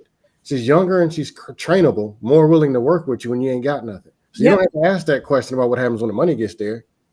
And truly, yes, half of it is hers. Let's be real. If something goes wrong, she was there with you from the beginning. Y'all built together. She worked the job when you were. Half is hers. And that's fair. And that's fair. There's nothing Better wrong to with have it. somebody. Most things in life, most buildable people, and whatever it is, the years of 18, maybe 16 to 24 are the years that groom a person. People are more groomable when they're young into something, then they just coast and become fixated in what they are. Of course, there's challenges and changes, but I just turned 42 a couple of days ago. I'm still hard-headed. I can't lie. Me trying to change is difficult. I'm a man. Imagine that for a woman. So why would you want to be older, still trying to look for something and trying to change it? And you hear all these men talking about, yeah, I got the bag, got the money over here, and then they're scared to get it took. They're scared to take the risk of the woman because now they got something. Going out and dating. Stop getting a woman for work and provide. I don't know. Sorry, I'm reading the chat too. But yeah, a lot of dudes now they got something, they got the money and they're older and they're scared to put it on a line for the woman when they could have took the risk when they were younger. This is if they could have found somebody. Yeah. Be real. Trying to find somebody is hard. But the other thing, I'll try to make it short. If a man is 18 or 21 and you tell him, no, don't worry about marriage till you're 33. Or if a woman is 21, don't worry about marriage until you're older.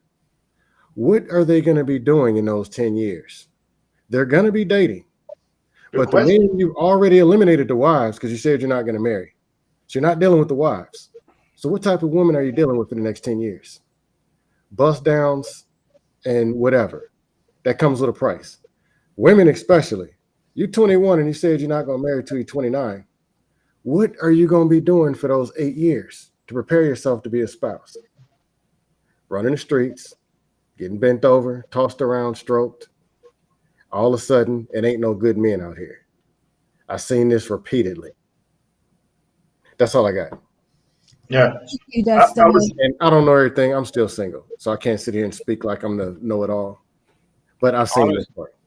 Honestly, As a This ain't young referring to guy, you. I swear, this ain't directing to you either, because I don't know what your situation is. no, I'm not even. I didn't even. Okay. No, but I'm saying more so, the common thing is, get married when you're 30, 35, 40, 45. When people keep saying that or telling me that or whatever, I don't listen to it, honestly. Because, like, it's just a lot of outside noise that would bring confusion to my thought process in my current relationship. So, like, I really don't care what you have to say about where I'm at in my life, or if I'm wasting their time, or I need to focus on myself. It's like both can be grown upon. It's been done. It has been done. If you have the mentality for it and the patience for it and a goal and a plan and the drive to get through whatever, you'll get through it. As much, that sounds like very feminine. Oh, you think you could drive through it, you can do whatever. Like, all I'm saying is that it takes a certain mentality to actually accomplish said goal. And I think a lot of people don't have that mentality. Fortunately enough for me, I'm very honest, and I'm pretty woke, as people like to say. I'm very open to understanding reality, so I'm not dumb goofy of why things happen. I like to understand why things happen and the way you get to those outcomes. So I take accountability for my actions. I make sure my girl takes accountability for her actions. I take accountability for her actions. We move accordingly. I'm young, but I can't stop her saying that I sound like a 60-year-old man, or I sound like her dad, or whatever. Like, that's just how I think. And I think a lot of y'all brothers or sisters need to think more highly and more observant and get game from people, and then try to think for yourself and then reiterate. Like, stop trying to give game where you're probably not there yet either. People saying get married at 45. Are you married yet? No, I already said. Have you been married? Have you dealt with a woman long term for more than 10 It was in years? the chat. That's he's referencing. So okay. I don't listen to it. That's just me, and I think personally most people should go that way. So there's nothing wrong. There's nothing wrong with getting married in your 20s. What it forces us to do as people is seriously evaluate each other. I know I'm sounding like some kind of. I'm sounding like some. Who's that guy? Some kind of life coach or mentor or something up here. But it literally forces us to seriously evaluate people. And the one thing that as somebody who made a mistake and learned from that, I genuinely tell people, the biggest thing, you're gonna have love, you're gonna like that person, you're gonna want to be with them and build and all that other stuff. But compatibility is so important. I cannot get past that, and I emphasize that. When you start looking at how somebody looks, their level of intelligence, their responsibility, their personality, compatibility really brings all of that together.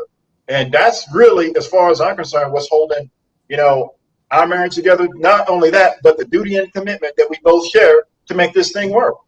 I don't know how any other else way to explain that. And if you find that, and we know that it's actually becoming harder and harder to do, when we get that, then do that with that one special person and build if you need to. And if it makes you feel better about it, then both of y'all, work it out and sign a prenuptial agreement. That's fine. Get that stuff out of the way and get into your marriage, get into your relationship, get into your family.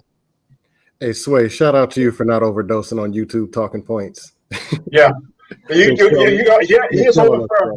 But I mean, I'm just trying to give a little bit of, because my kids ask the same questions. I literally had a father-daughter date with I got an 18-year-old. She's, if she really wanted to, she could leave, she could graduate high school, go into college, and in a few years find a husband and be married, and before she's 25. She's literally ready for that, because we've been doing all this stuff to make sure that she's ready. As we have more and more kids, as I got older, you do better with the next kid, right?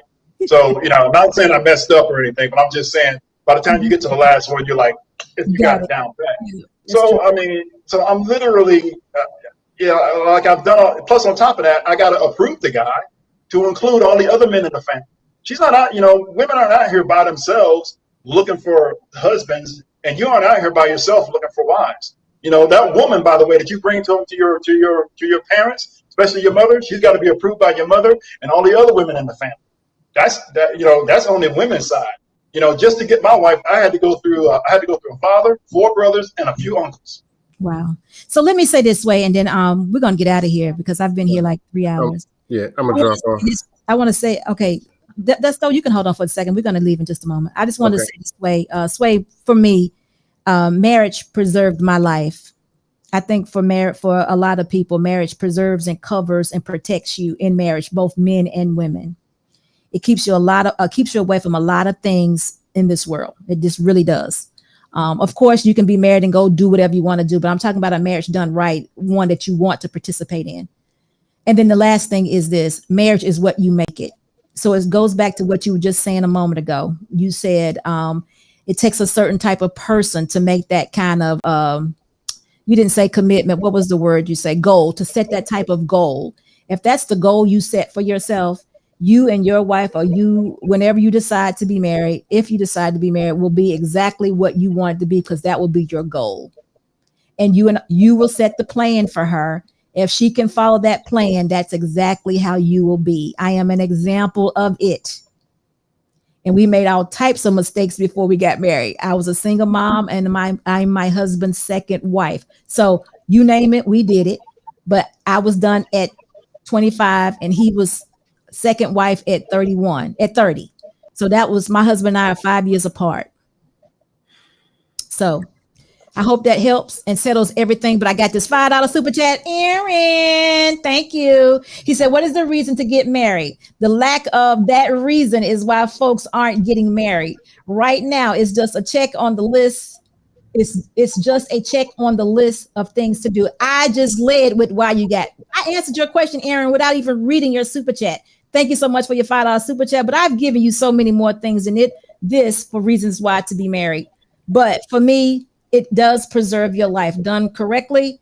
And like Kevin just said earlier, when done correctly, it's one of the best relationships you can actually have. And security boss, I think instead of preaching these, ages to men, like, oh, get married at 30, 35, so on, you got to teach them to live their life with discernment. You can live your life and talk to women, but have discernment about the women you sleep with, you want to have kids with, you want to marry, and go through about your life prioritizing your purpose. But when you deal with women, have discernment. So when you actually find the one that checks the boxes in your brain, you can actually get her along onto your program as you're already building yourself. You already have the plan for your life set and you're living it, but you just need to have discernment for what type of woman you want to allow onto that plan. And I think we need to start teaching that, because the woman of your dreams, like you said, can come when you're 25 and you missed out on it because you thought you had to be at a certain place in your life. So I think that's the type of rhetoric I would subscribe to and listen to and use and, think about, rather than, oh, you got to be a certain age. It's like, nigga, what? Sorry. So, but Sway, you're exactly right. I don't teach ages. I don't even talk about it, but I know how most of people in these spaces think. And I spend most of my time debunking what they think anyway, because I am an example. And now we have Mr. Kevin C over here too. That's an example of a successful marriage that does work. It's not a whole lot of us on these spaces. So we first have to hear what you all are saying and use your point in order to make our own. So with that being said, Cheryl, thank you so much for your $4.99 super chat. She says, great show, security boss. Thank you. Listen, guys, it's been a fantastic Friday. It's always a good Friday. All of you are welcome at any time. Kevin C, I'm so glad that you decided to come up. You appreciate to come. You have an example to share, and you should. So always keep that in mind. Comment section, y'all know y'all outstanding. This would not be the same without you. And listen, everybody have a good night. Security Boss will be back soon, and y'all will know that. So thank you guys, and y'all all have a good night. Bye-bye. Much love, SB. Much love. Good night, everybody.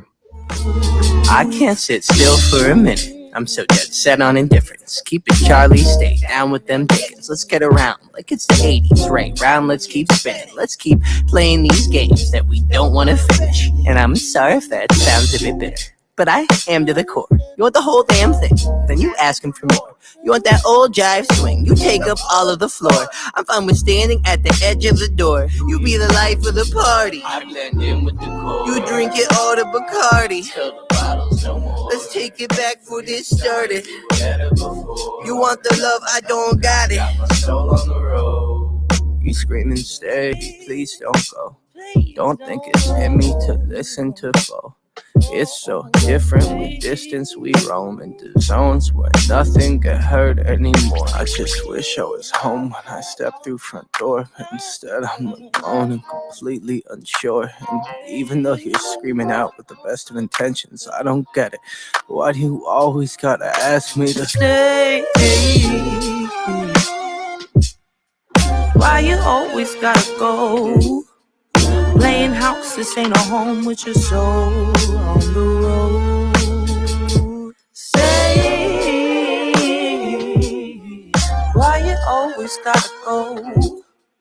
Playing house, this ain't a home with your soul on the road. See, I've been lost in my thoughts, and my thoughts they too scared to usher off. Sorry, Mom, I just thought you were my world. Now you're not. And I'm just sitting, smoking, sloping in the days, cause my days ain't been the same since I drove here. I remember the way you wrote letters in blue ink. You and me was in love. Think about what your crew think. I know your moms probably think I'm a bastard. Your pops probably want to beat my death and take a in my casket. But I got sick of fighting, bickering, fussing over nothing, cussing. Instead of watching the death of discussions that we once had, days that we once spent in the backseat of our cars reading poets at sunset. It's funny how love can fall out the foreground, get pushed into the back of your mind. We used to twist a spliff and laugh and relax. Are you crying? And I'm trying to find the reasons, so I ask, does forever ever happen, or is it always fade to black? I can't stay. No, I always gotta go. Playing house, this ain't a home with my soul on the road. I can't stay. No, I always gotta go. Playing house, this ain't a home with my soul on the road.